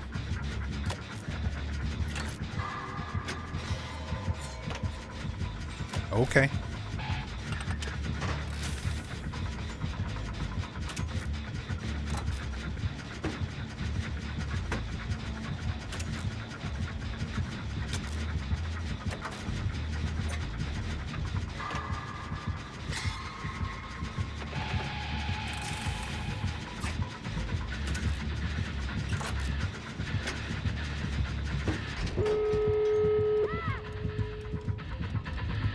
That wasn't even my gen.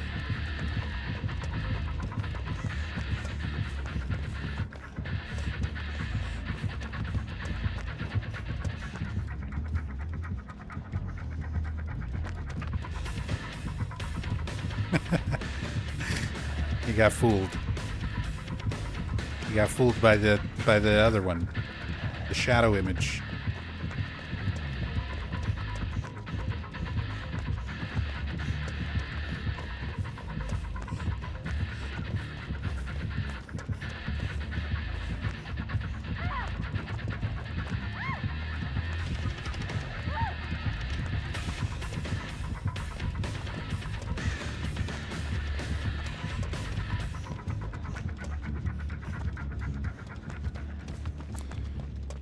Guess I go open the other door.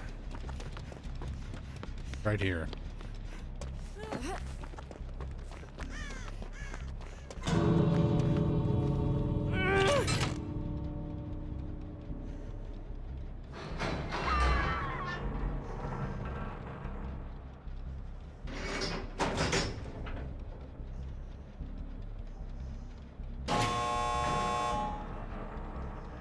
Are they giving up the kill?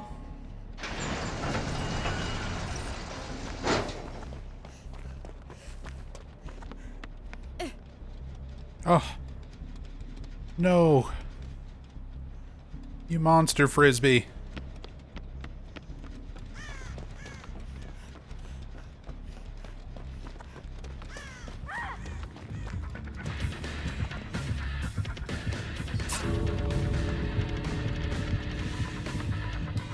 Ah, I was hoping for one last 360 right there at the end. I tried to double back on him.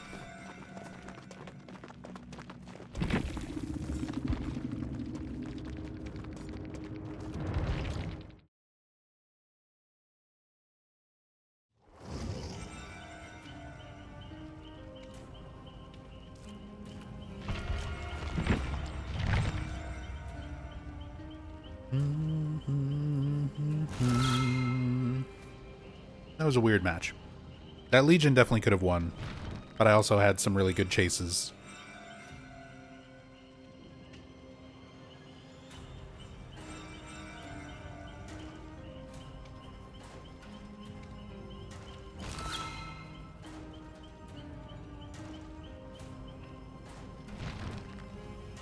And then for some reason Legion just decided to let us go at the very end.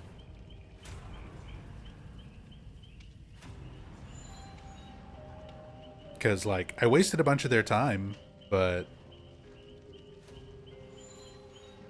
once they started, like, shaking their head at the pallet,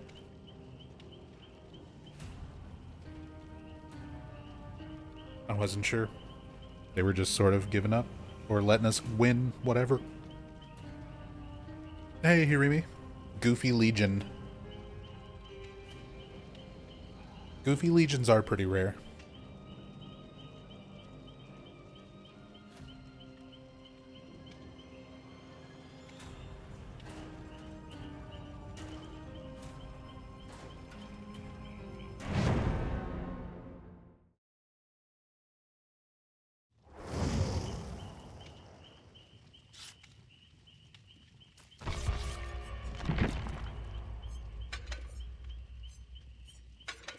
Flashlight.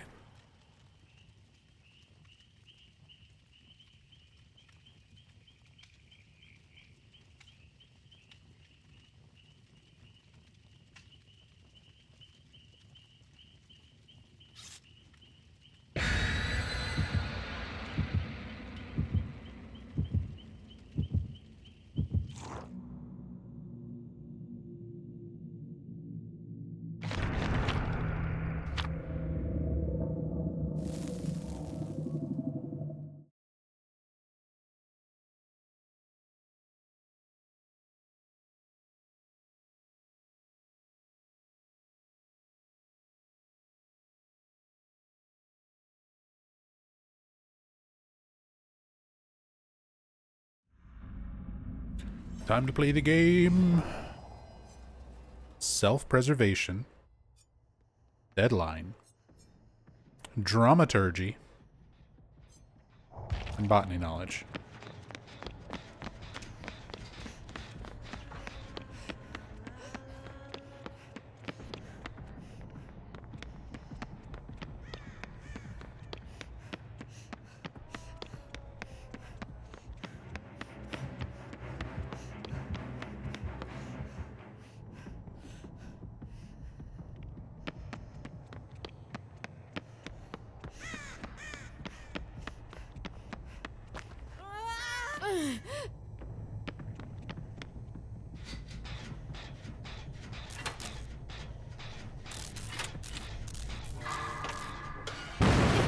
Come on, that was on the line.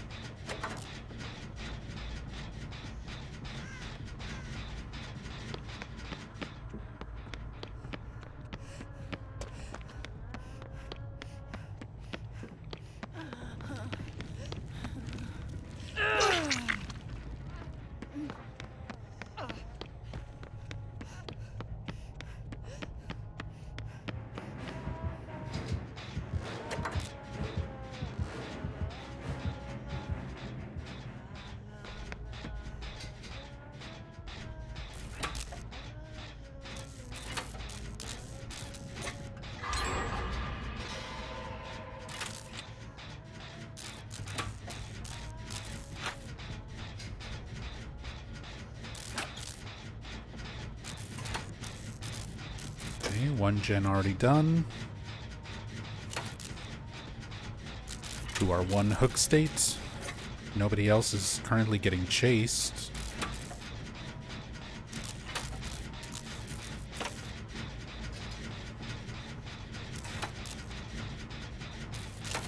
Terror radius is just constantly there.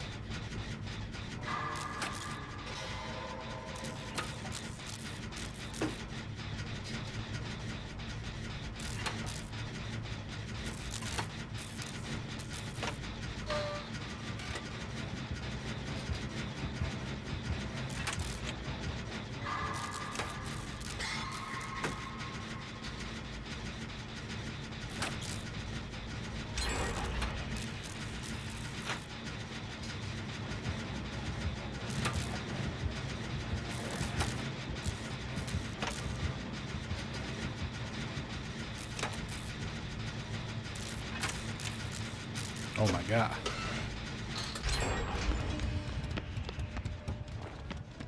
The generizers.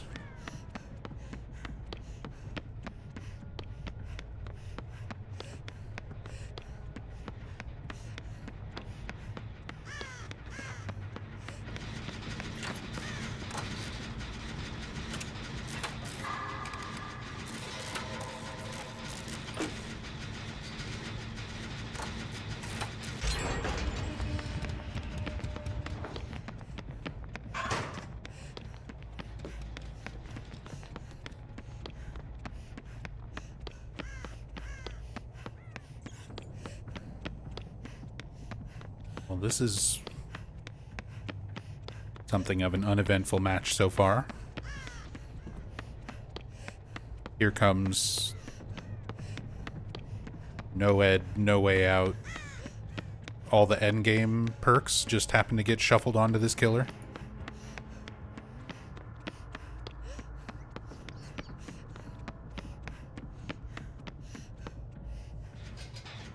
It's even scarier when you never see the killer. It kind of is. Because I don't know what to expect. When I see the killer and get an idea of like how they are in a chase, how they're playing, what perks they might have, that's information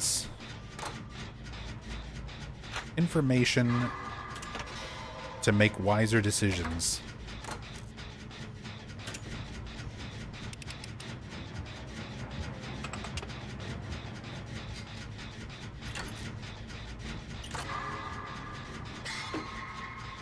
Keep seeing YouTube shorts of a guy that likes to jump scare people with Michael Myers. Yeah.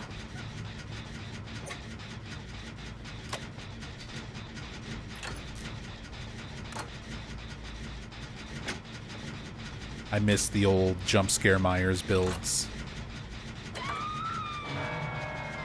Like, you can still kinda do it,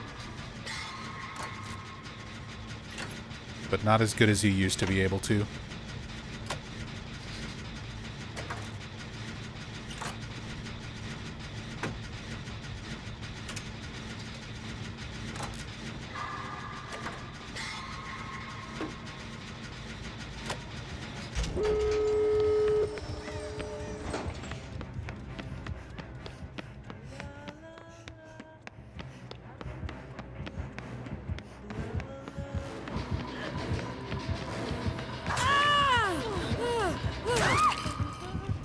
Well, turns out it's a Huntress with Franklin's.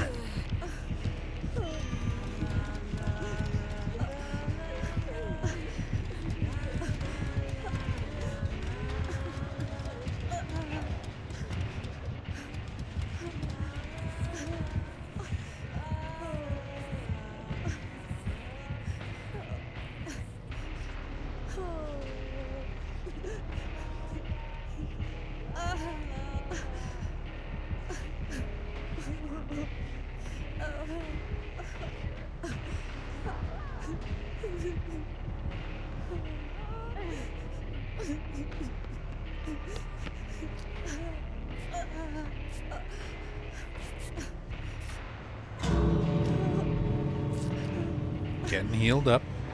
Oh, Huntress gave up. They opened the door first and then gave up.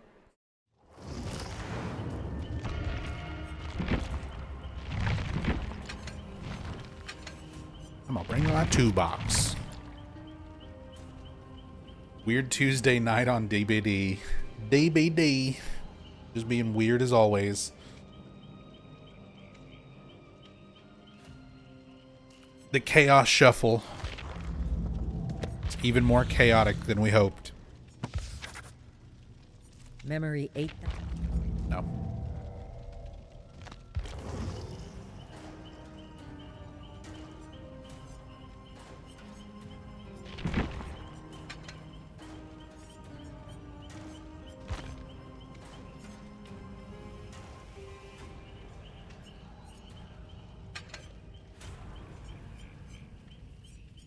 I have 60 of those.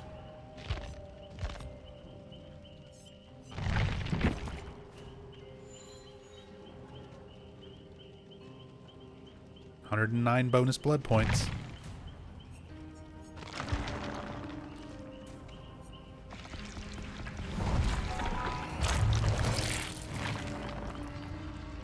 If it's Chaos Shuffle, some killers are just not liking what they get and giving up, but why even play the mode?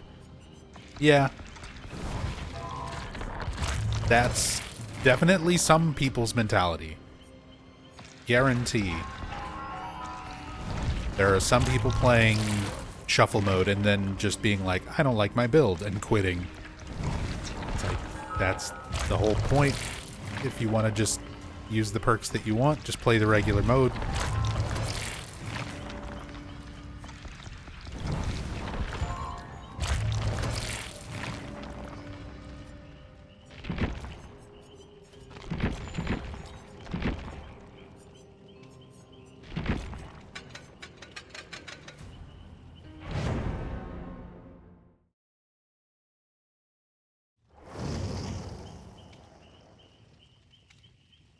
Hey, there's Nicolas Cage.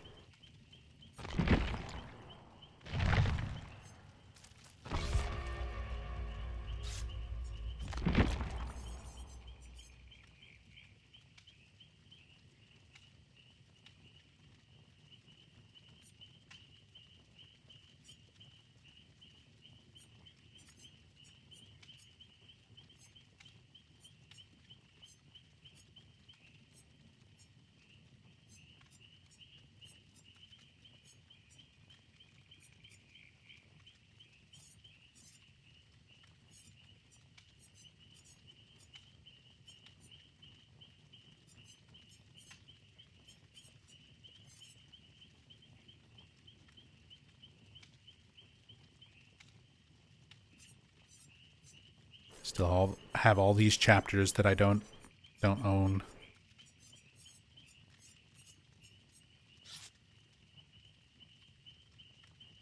And this is the only one I can really unlock with shards. Everything else is real money only.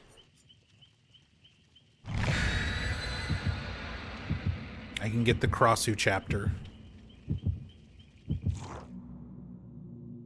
if I save up another 4,000 iridescent shards. I just don't really want to spend money on this game. First of all, I don't have money to spend on this game. Like, everything goes towards bills and debt. bills and medical debt at this point. There's like zero wiggle room. Hey, Midwich.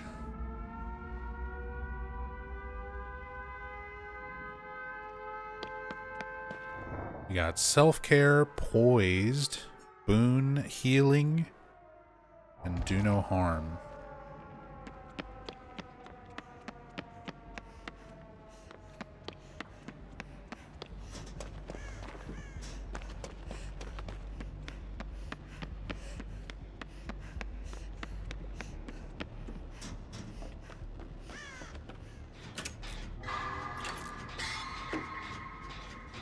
Pyramid Head.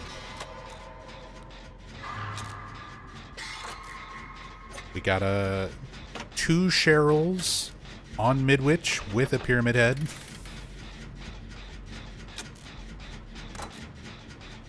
And one's in the basement. Summoning Bagagua. Performing an incantation.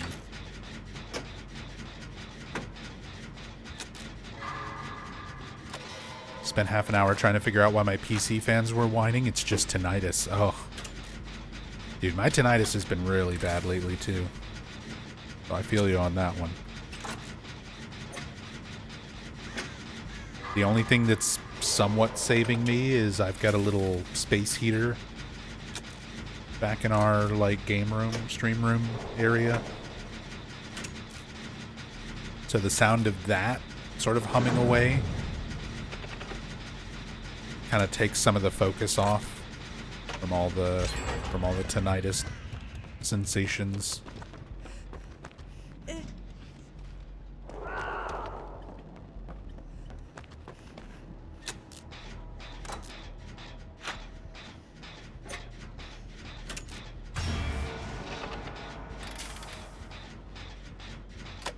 If I'm gonna be honest, why in the hell is Chaos Shuffle even a thing?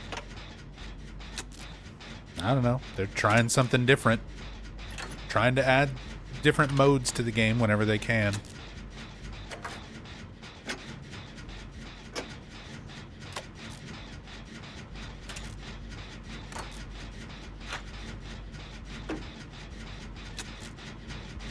And, like, people have used... Well, Behavior could add a randomized loadout button.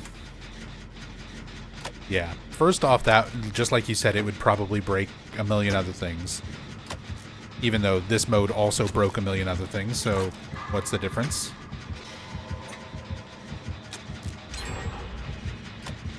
But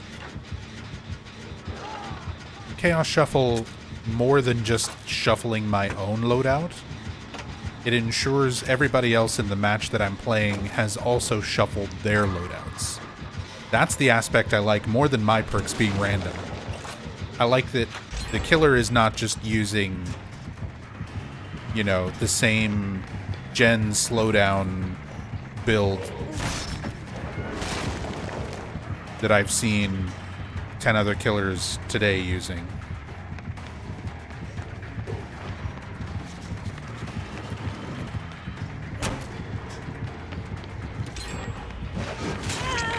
Wow, he held that for so long. Oh, and he doubled back.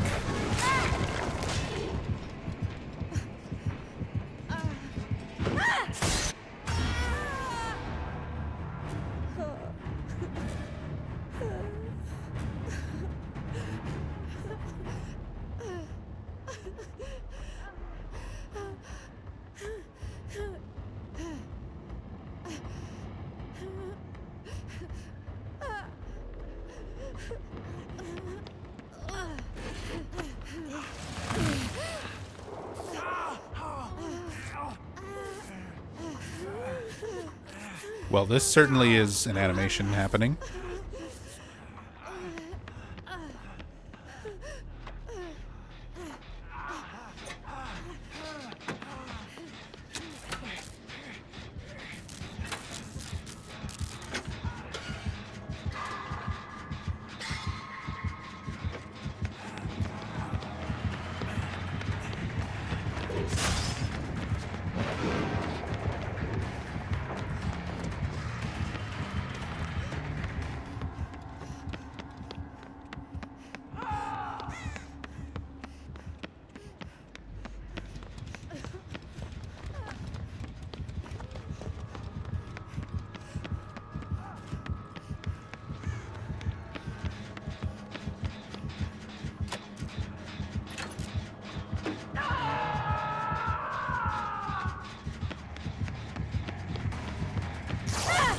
Damn it.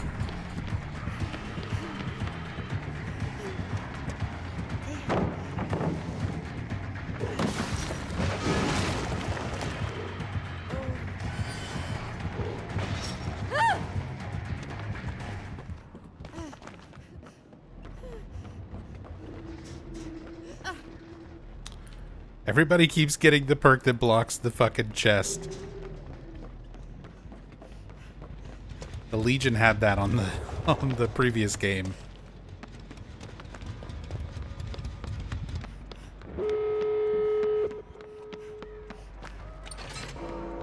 Okay, someone's on that.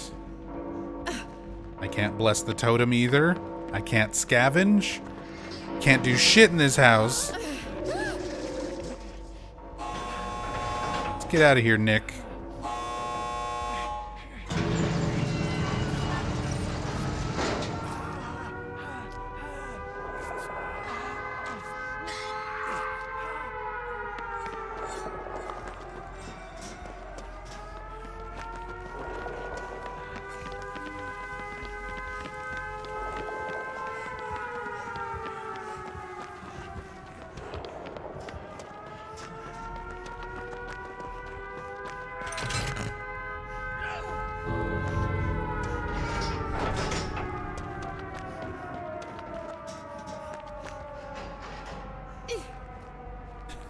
Can't bless up. I can't bless up.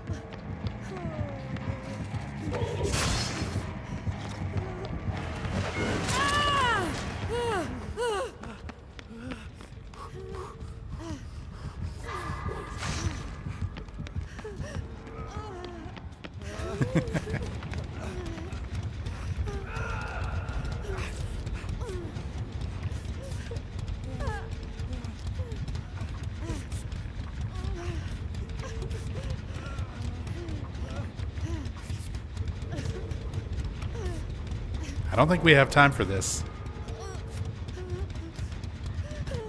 Pyramid Head just murdered Nicolas Cage.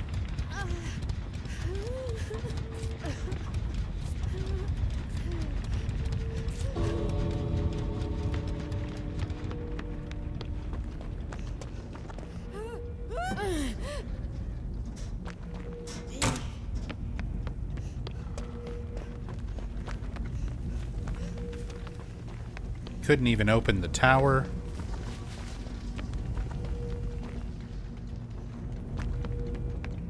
Oh, and they just got picked up. Alright. I'm leaving. I'm leaving. Also, who put the Welcome to Silent Hill sign right outside Midwich?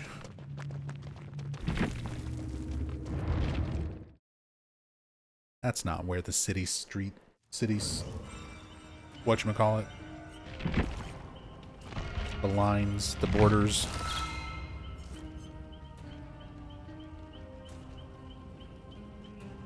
My brain don't work.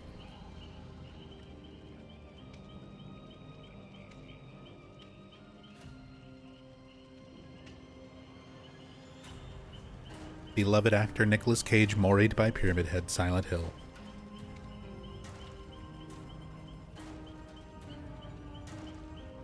It's canon.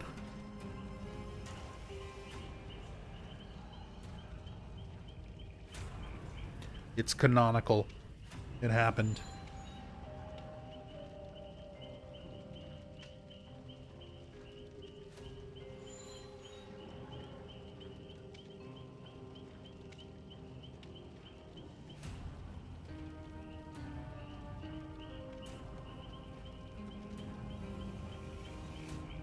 People will try hard even with a weird build just to see if they can. Can't complain about perk choices when no one knows what they have. Yeah, that's kind of where I'm at with it. Like, you're going to have people that don't take it seriously. You're going to have people that sweat no matter what. That's just always going to be multiplayer games in a nutshell. This at least adds a little bit more variety to the perks and things that I typically use, because it gives me a bunch of perks that I don't typically use at all. And it can be fun, like getting something stupid and getting some small amount of value out of it. But it's fun knowing everybody else in the match is potentially doing the same thing. Not always. But there's a lot of other people who are just fucking around with perks they don't typically pick.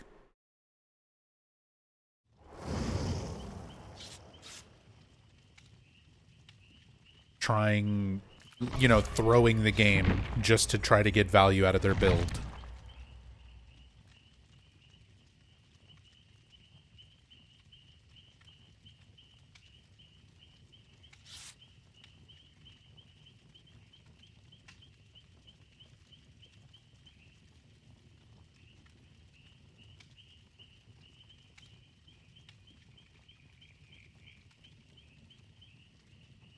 I also feel like I'm noticing a little more killer variety.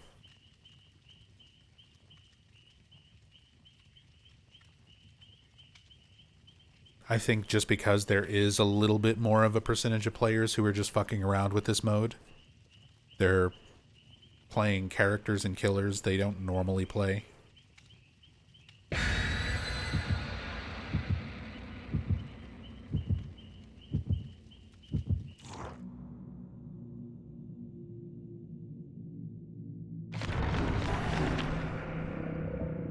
As opposed to like the other night when I was playing on regular servers before the event. And it was just like blight, ghoul.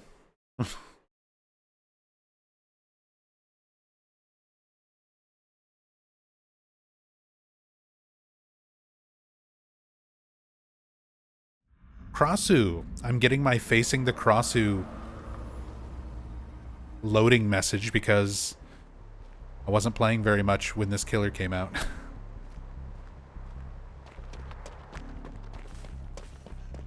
So I haven't even gone against very many. I think it's less than 2 times or less than 3 times when they give you the tooltip. Also, what is this toolbox? Brand new part.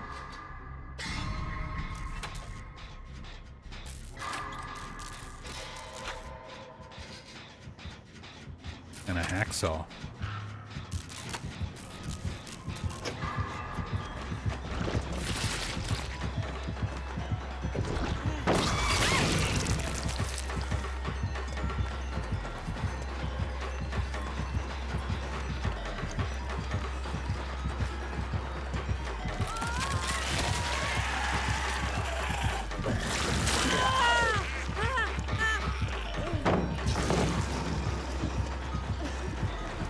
I legitimately don't know how this killer works, so I'm just trying to run. I mean, I know vaguely how the power and everything works, but I've not really gone against Crossu, so this will be fun.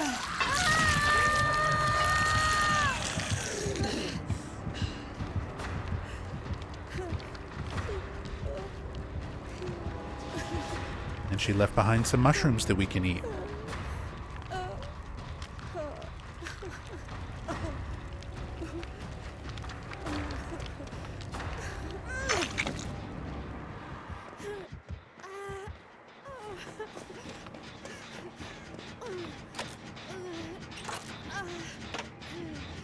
Yeah, good job.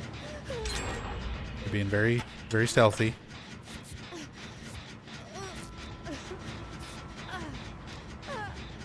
I'm assuming this mode doesn't really have MMR.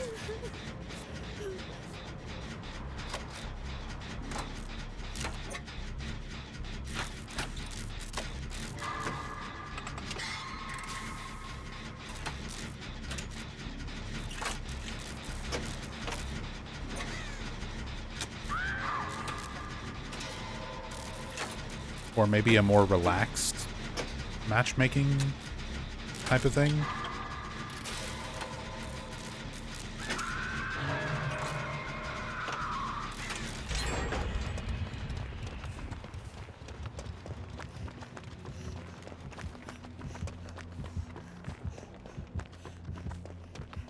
Also the build. I have appraisal. I need to go find a chest. I need that perk value.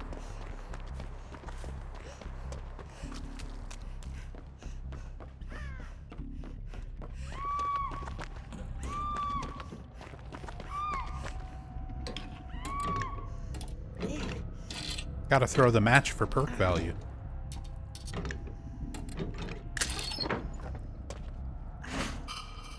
Okay, don't mind me. I'm just gonna be a little bit of a basement merchant for a moment.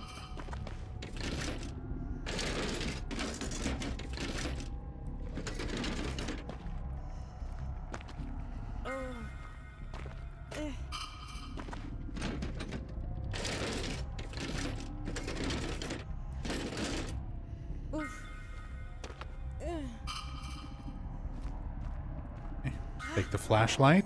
We can get residual manifests.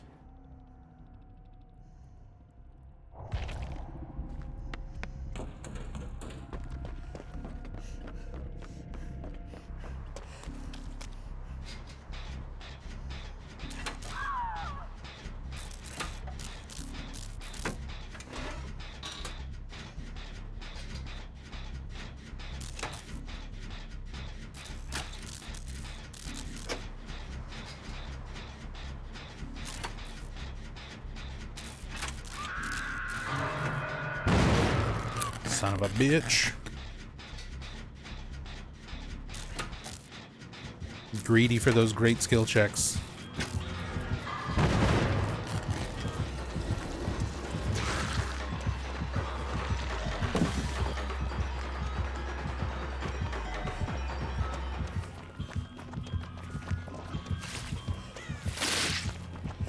Gross.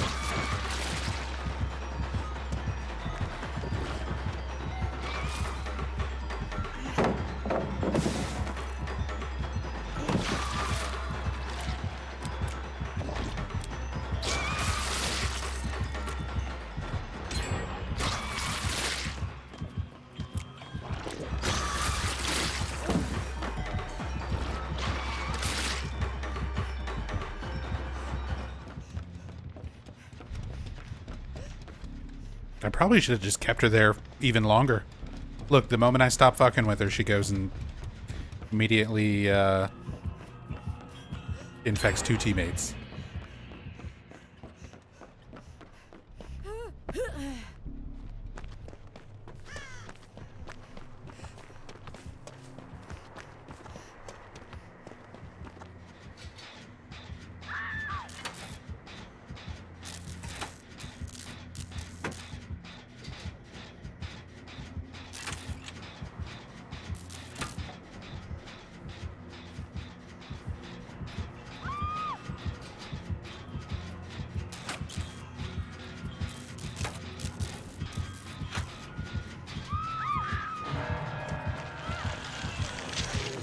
Oh, you're dead.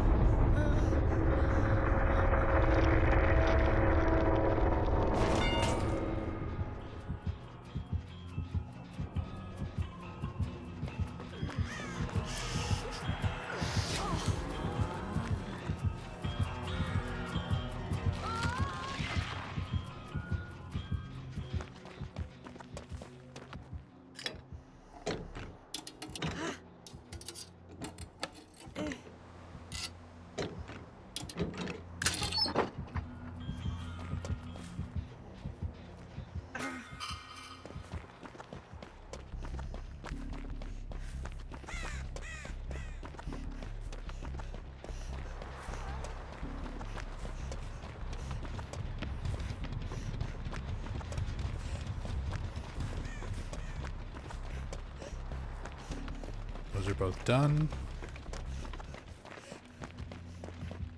That one over there.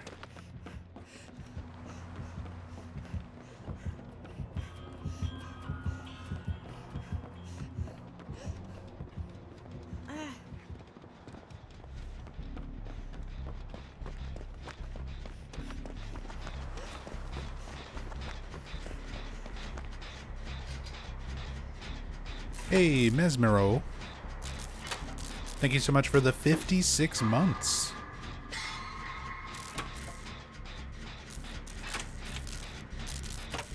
Thank you, Mez. Thank you, thank you. Hope you're doing well. 60 months total.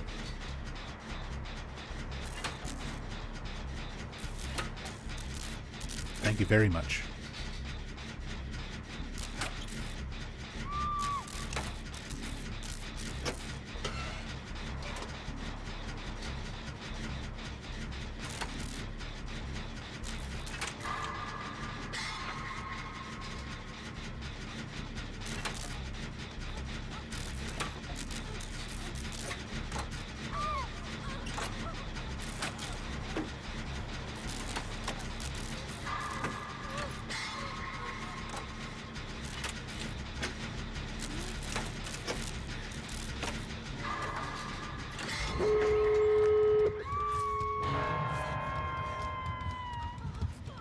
That kid.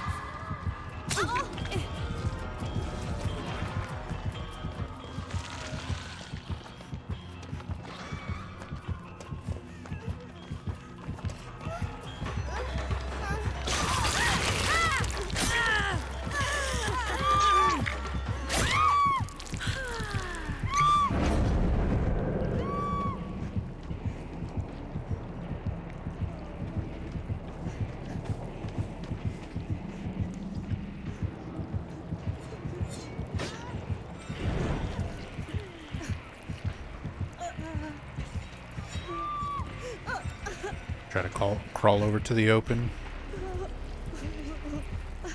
Miss Rebecca's over here with the light.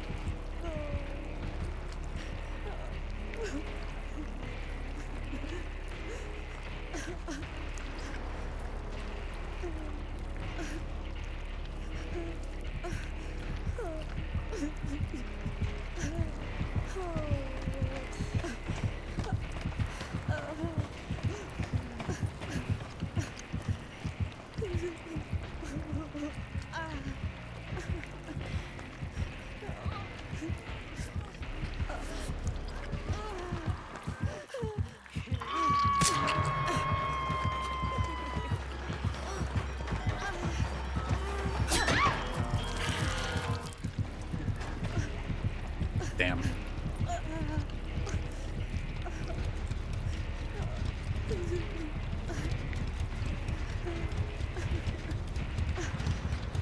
I mean, I wouldn't have lived much longer even if I had dodged the hit with the locker.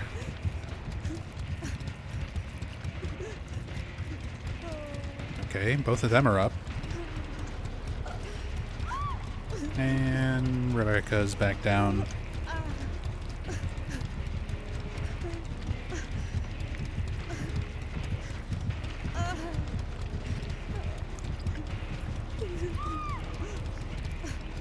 Found Nia.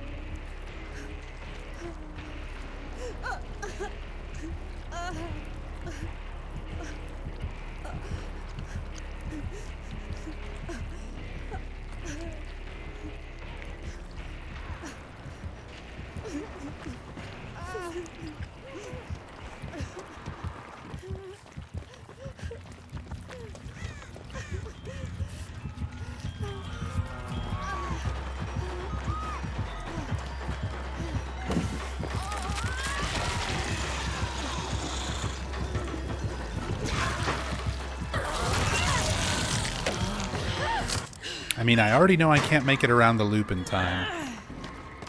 This at least forces her to put me on a hook instead of slugging. Well, either that or drop. But yeah, there was a hook right here.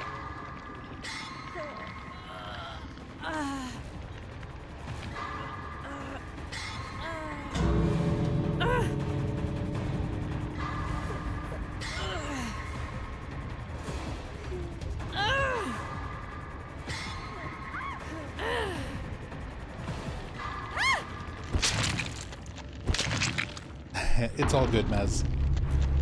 I'm glad the streams have been helping.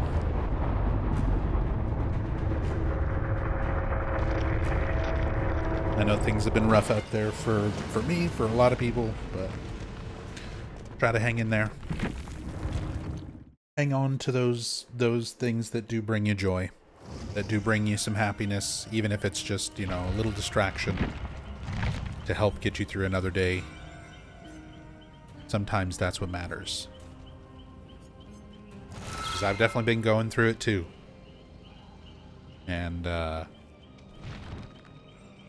last year was a rough year. This year's off to a rough start, but there's a lot of streamers, there's a lot of YouTubers, a lot of you guys in chat, a lot of my friends and family who are keeping me going.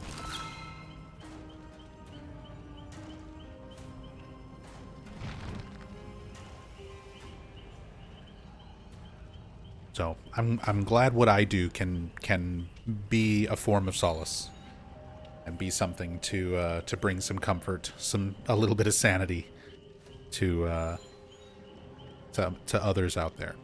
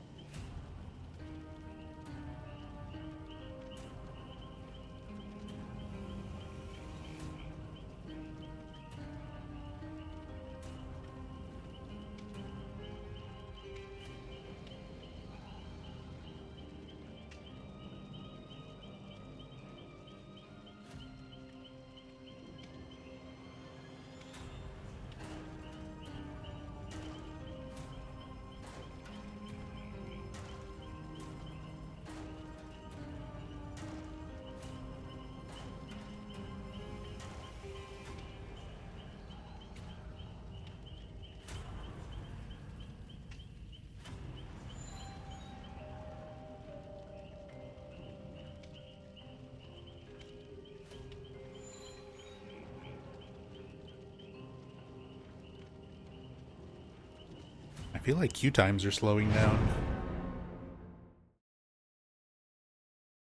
Maybe just because we're moving into the later evening.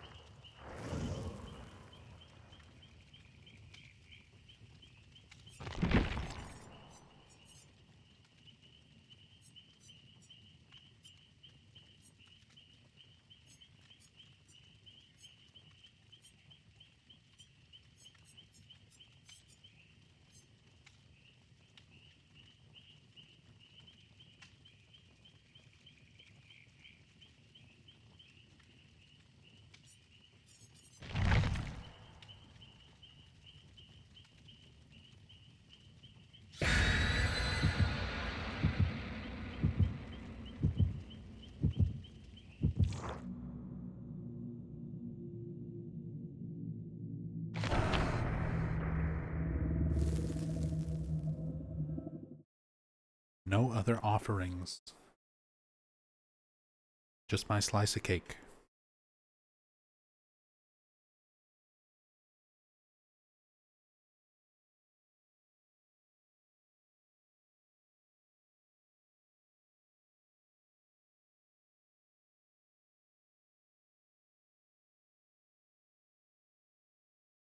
Alright. Build. What build are we getting? Will there be any synergy? Empathic Connection, Windows of Opportunity, Dead Hard, and Boil Over.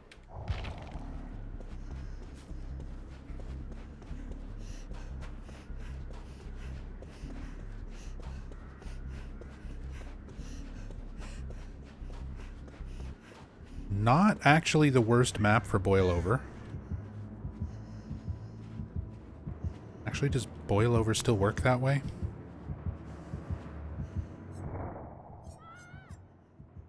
Yes.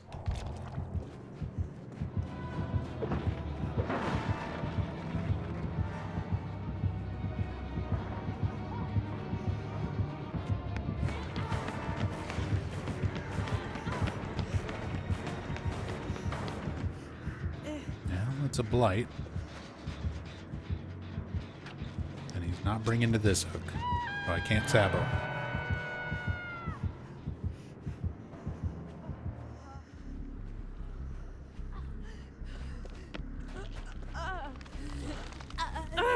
Be free, Hattie.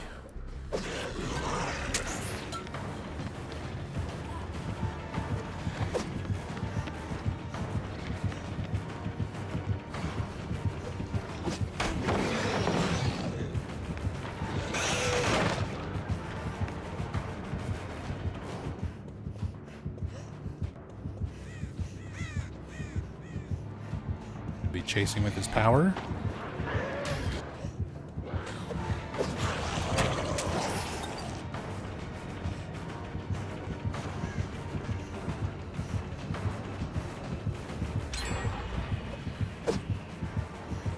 Whiffs.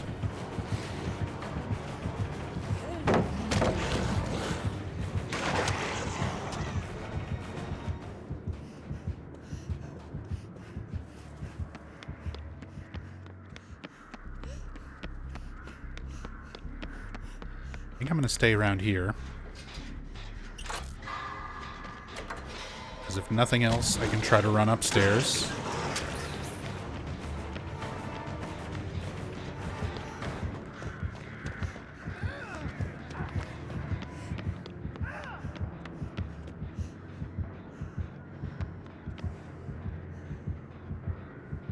Purple toolbox.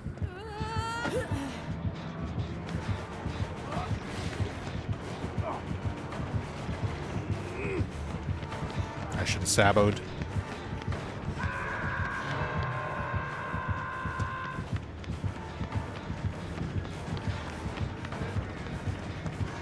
No pallet here.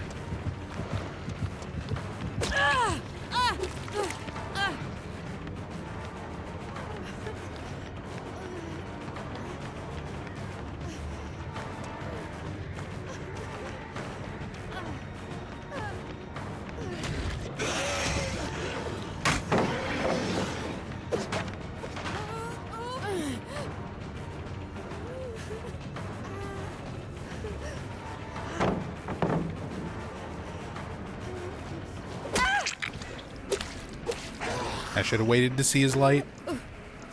Not that you can get much value out of these little loops, but I could have wasted another couple seconds. They got a gen.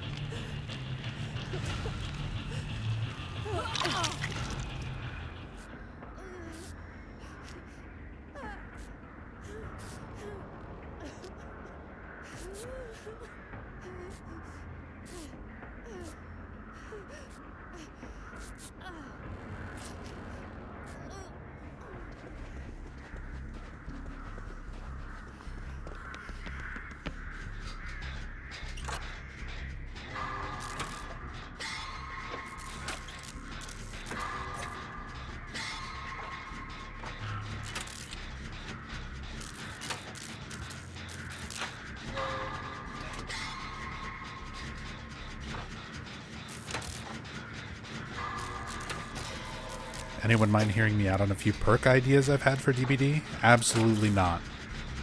How dare you? How dare you suggest that you could come up with something greater than even the great behavior?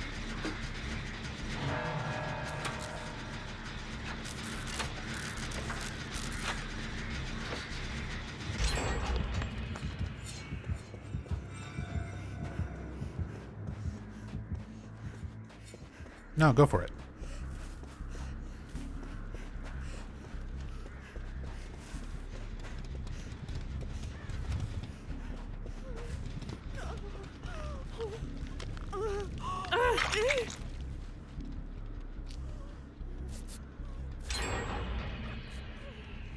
Empathic connection value. Let's go. Heal speed, heal speed.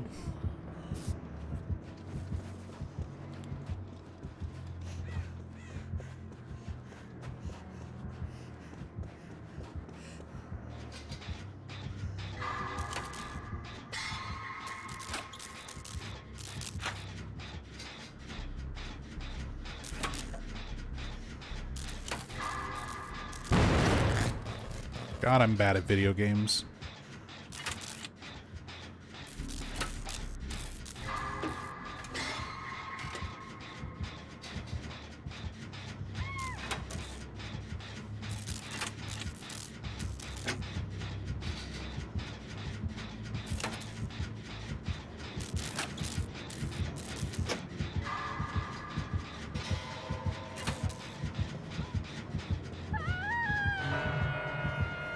You don't see me.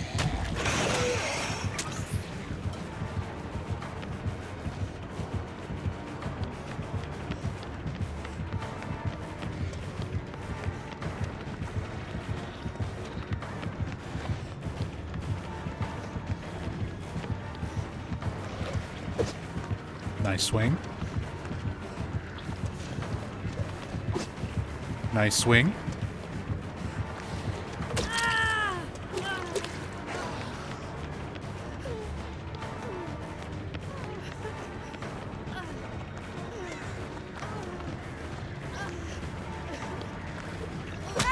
Oh, I was trying.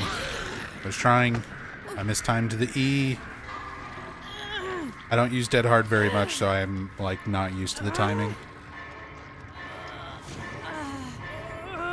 Well, I used to use Dead Hard back when it was a completely different perk. I haven't used it very much since the change to be a shorter endurance.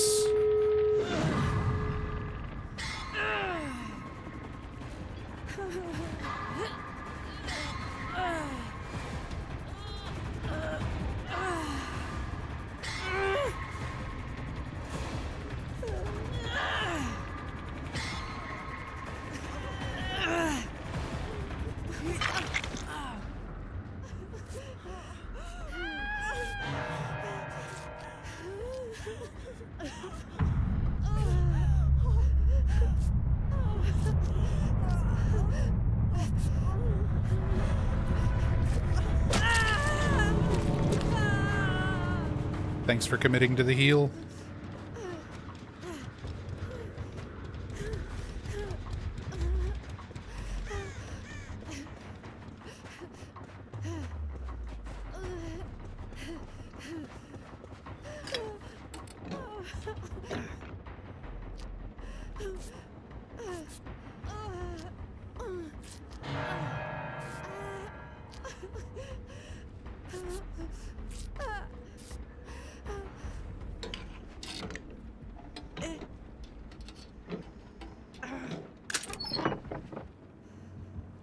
Nice, the broken key.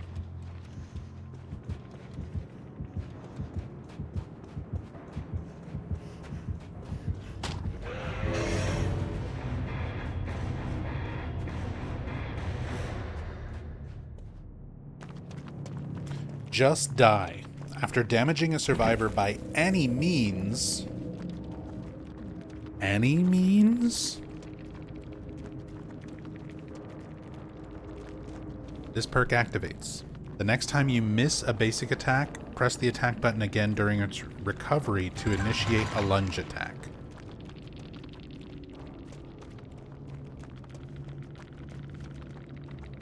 Lunge has 20 to... at max, just assume max. Like, people who play this game, you're always going to have, like, maxed out perks for the most part. 30% more distance and speed, but afflicts 30% increased attack cooldown.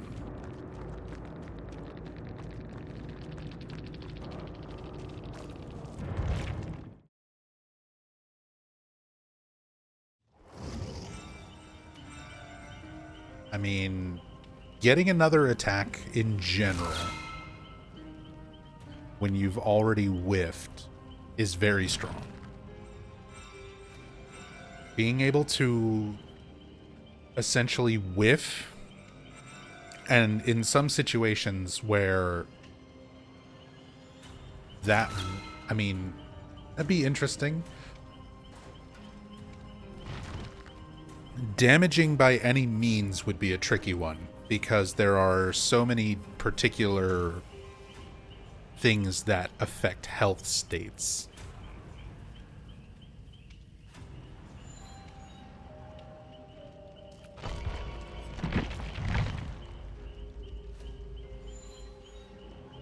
And I'm trying to think of situations where, like,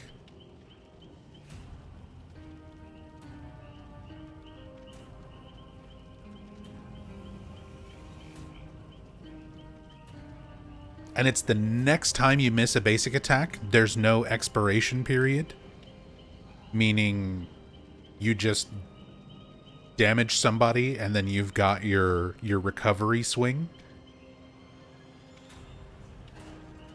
So I'm playing Huntress, right? Start the match and just throw an orbital hatchet that hits somebody on a generator across the map.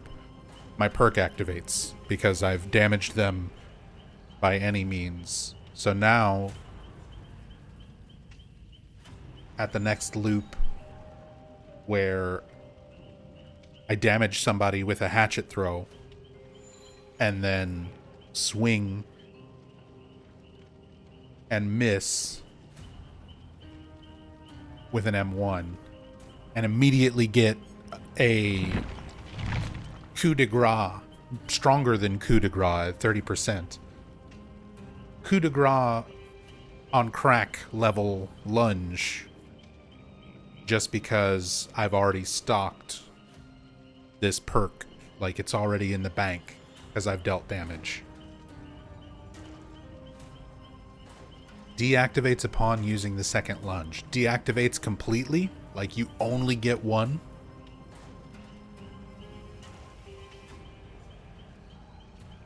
Activates on attacks that actively do damage. Not things like Plague's Vile Purge or Trapper Traps.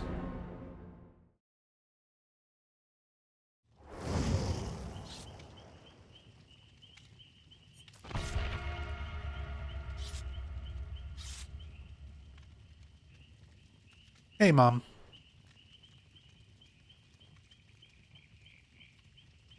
Hope you're doing well.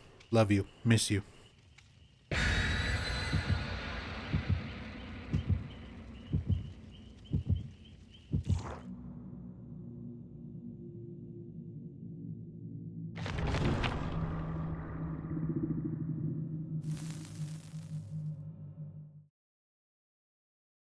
Houndmaster. Another killer that I've not gone against more than 2 or 3 because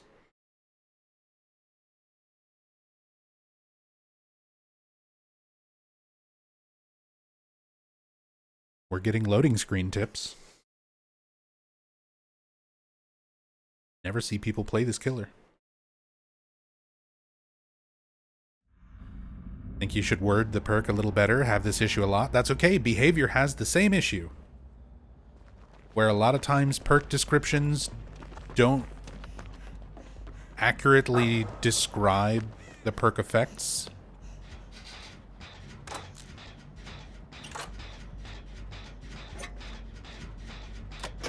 Behavior struggles with that too. There's a lot of things. You realize how specific you have to be when you really start taking in all of the different variables of this game, all the different powers and how they function, what constitutes taking damage or a health state, certain things that constitute certain actions.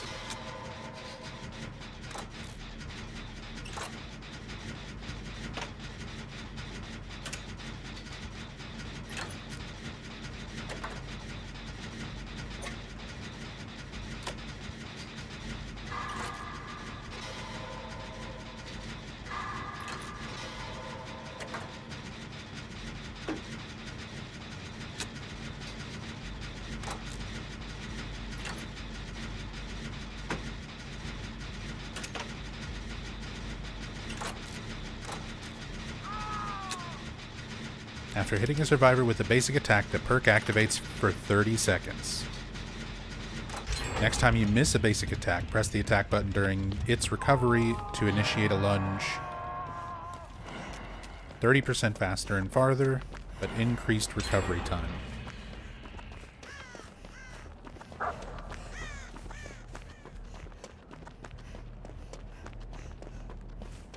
I mean, it definitely sounds interesting in concept. It would have to be tweaked. I think that's why there's PTBs. It would have to be tested to see what kind of interactions people can come up with. Because, like, I'm not particularly great at...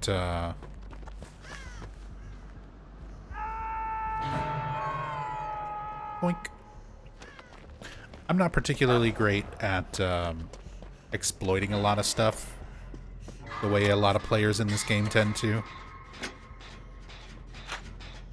People figure out some really interesting, sinister ways to make use of perks and powers and things.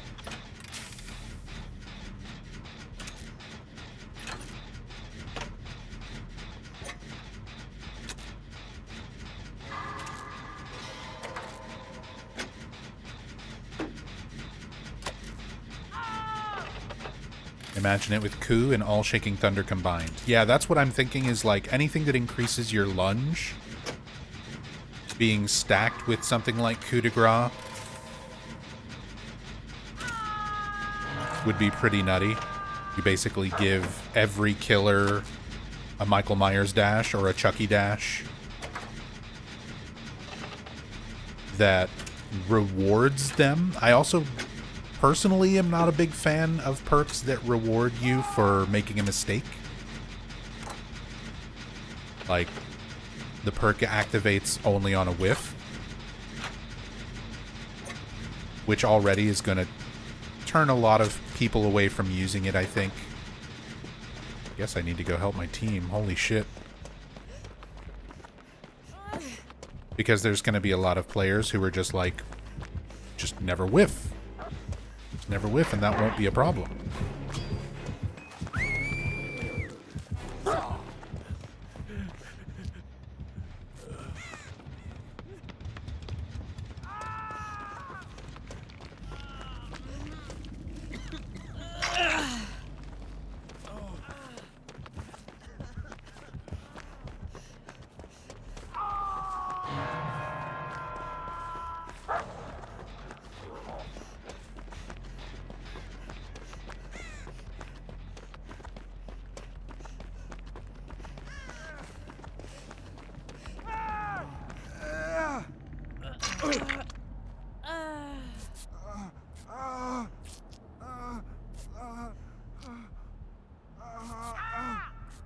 Oh my god.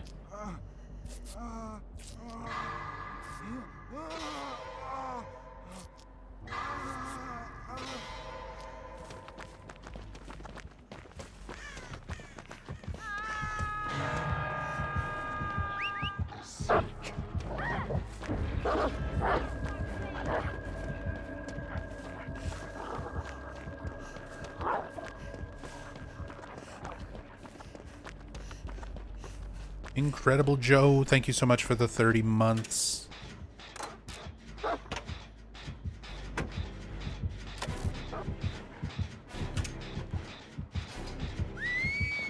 Thank you very much.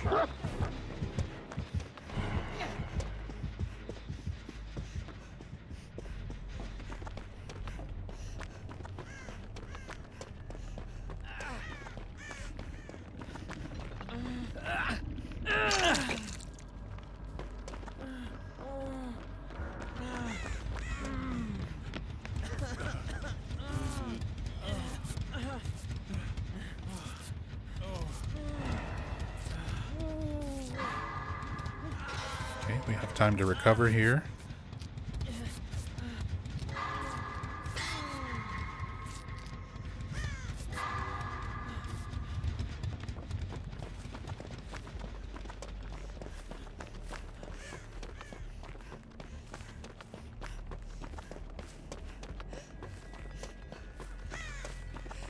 Eve decided to do a totem. While they're at Death Hook and we're at 3 gens.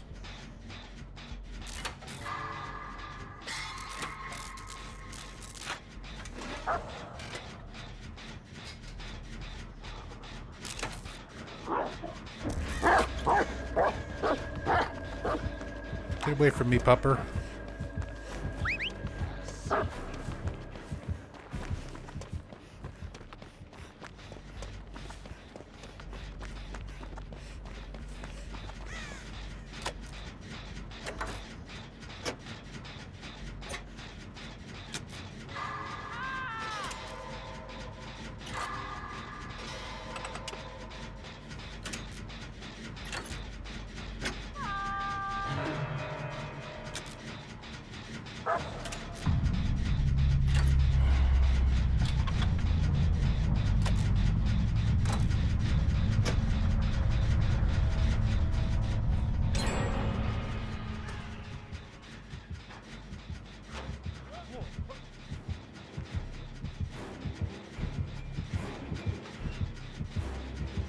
Yeah, just run the killer around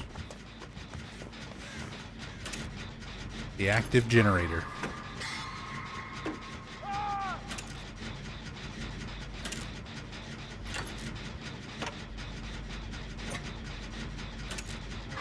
I mean, he doesn't know.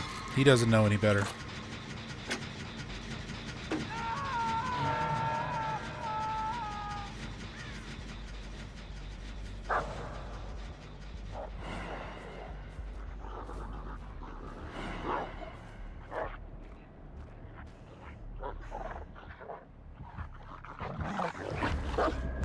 What the fuck?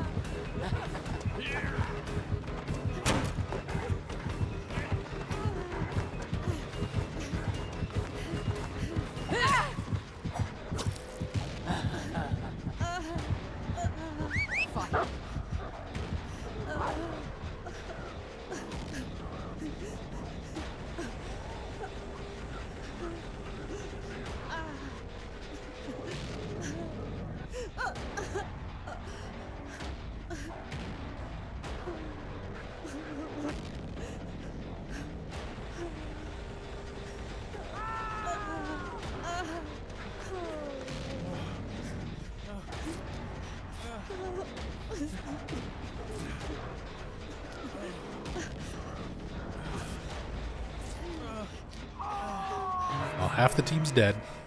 We still need 2 gens. We just got obliterated by Dog Lady.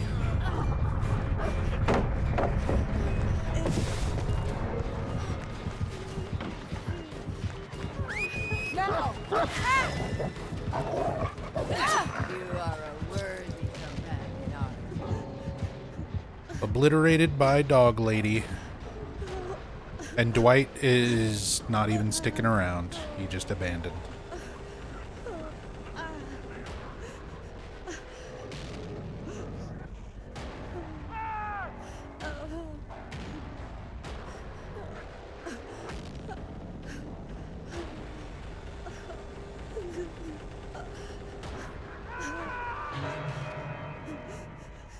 All right. Just need the hatch to be like right here.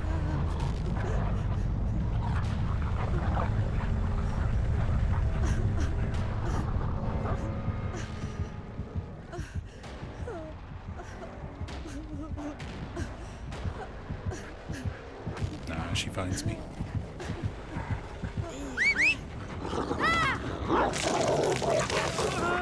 Thy stupidity is not accidental, but a train.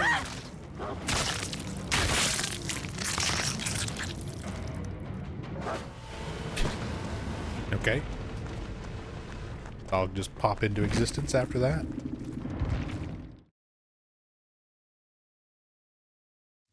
Alright. I think that's gonna be it for me.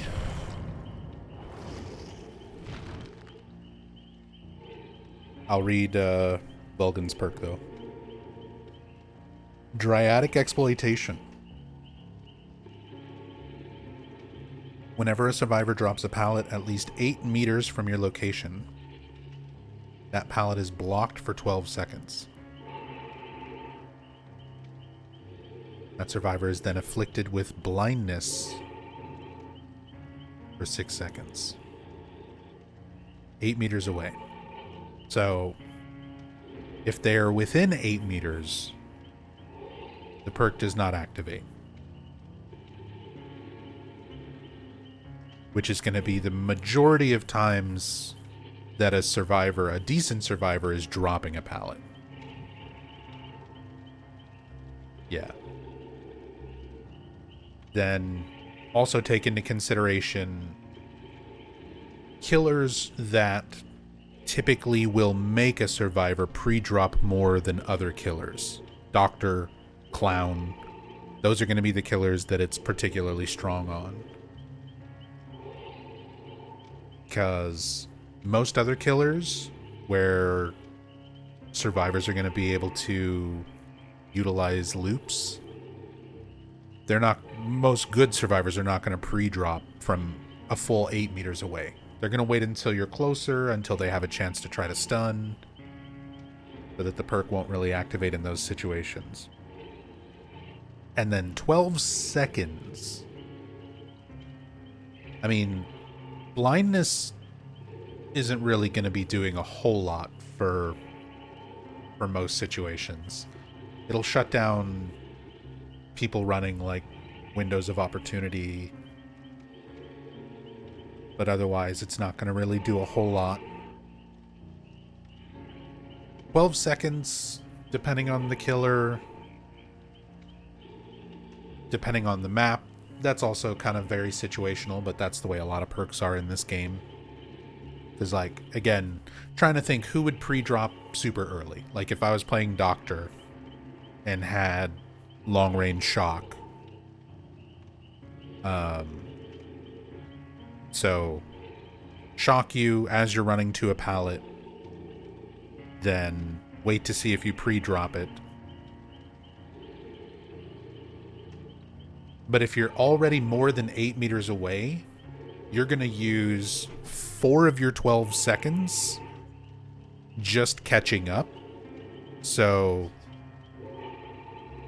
that reduces that time down a little bit, because you're expected to be at least 8 meters away from the survivor. Most situations, you're probably not going to be exactly 8 meters. You'll probably be like 10 meters away or something. So it's going to take you a little bit of time of that pallet being blocked for you to even catch up to the survivor. And if there's a visual showing that it's blocked, most survivors will have, we'll say 8 seconds then, to just realize that it's blocked and run to the next window, run to the next pallet. I like the idea of something that punishes pre-drop, but I think this would be too situational. I think you might see it on like Clown and Doctor and certain killers a little bit more than others, just because they tend to incentivize pre-dropping more than others.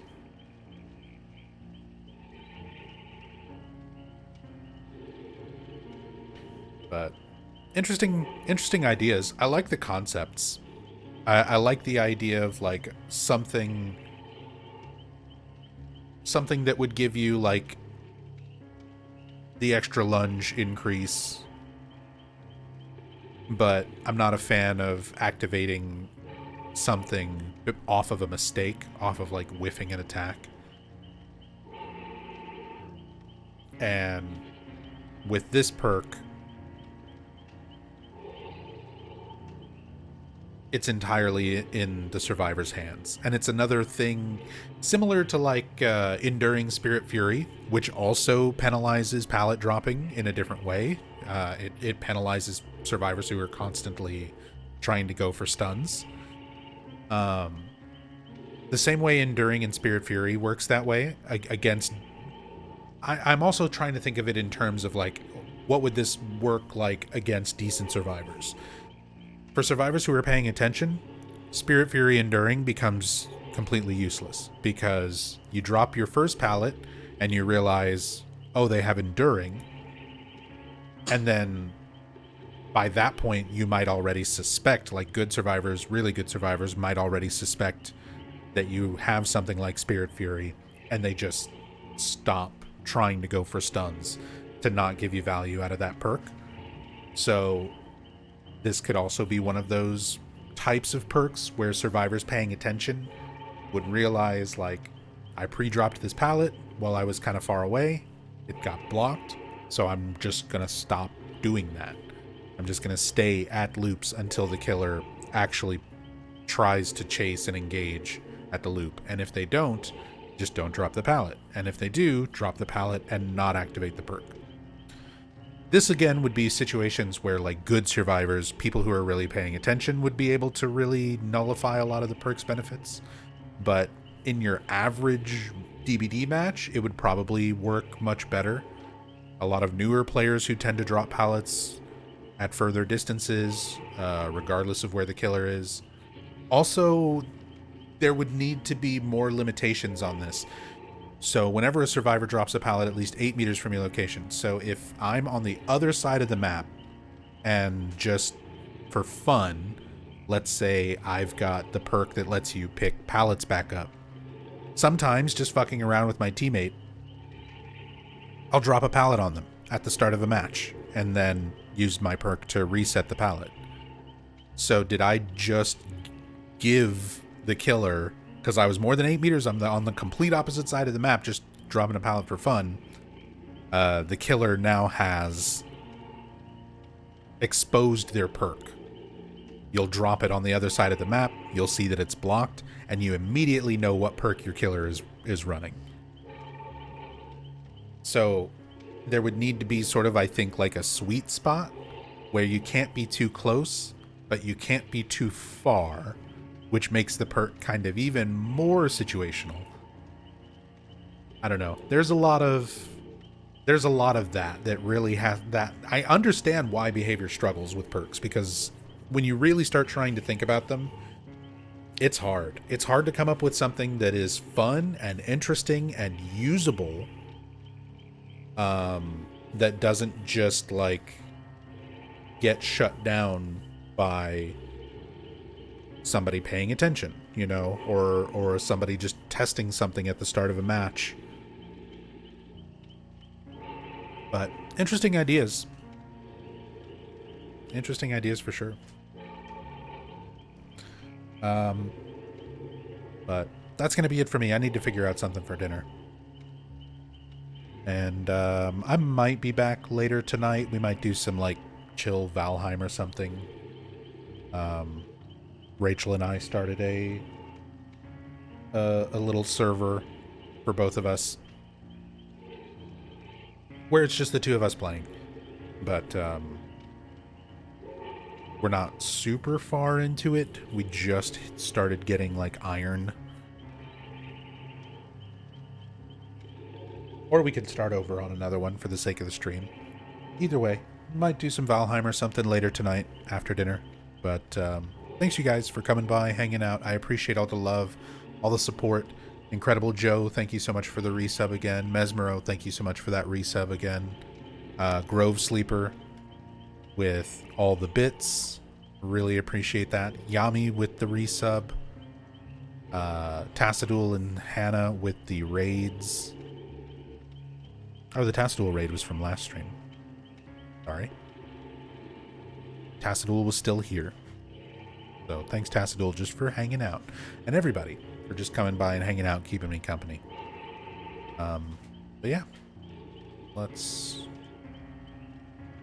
who's on.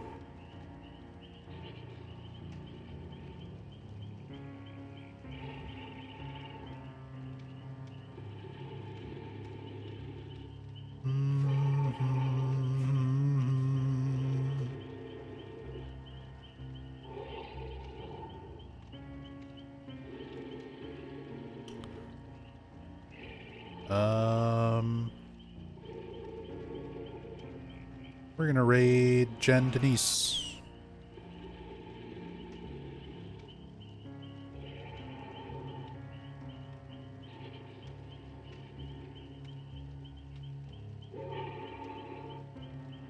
Jen is very good at Dead by Daylight.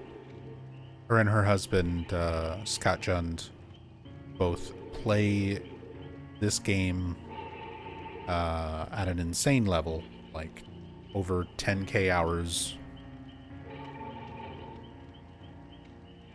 and been playing for a very long time. But Jen's great. Show her some love, drop her a follow, and I said I might see you guys later tonight after dinner or something. So till next time, be good to yourselves, be good to each other. Much love. Peace.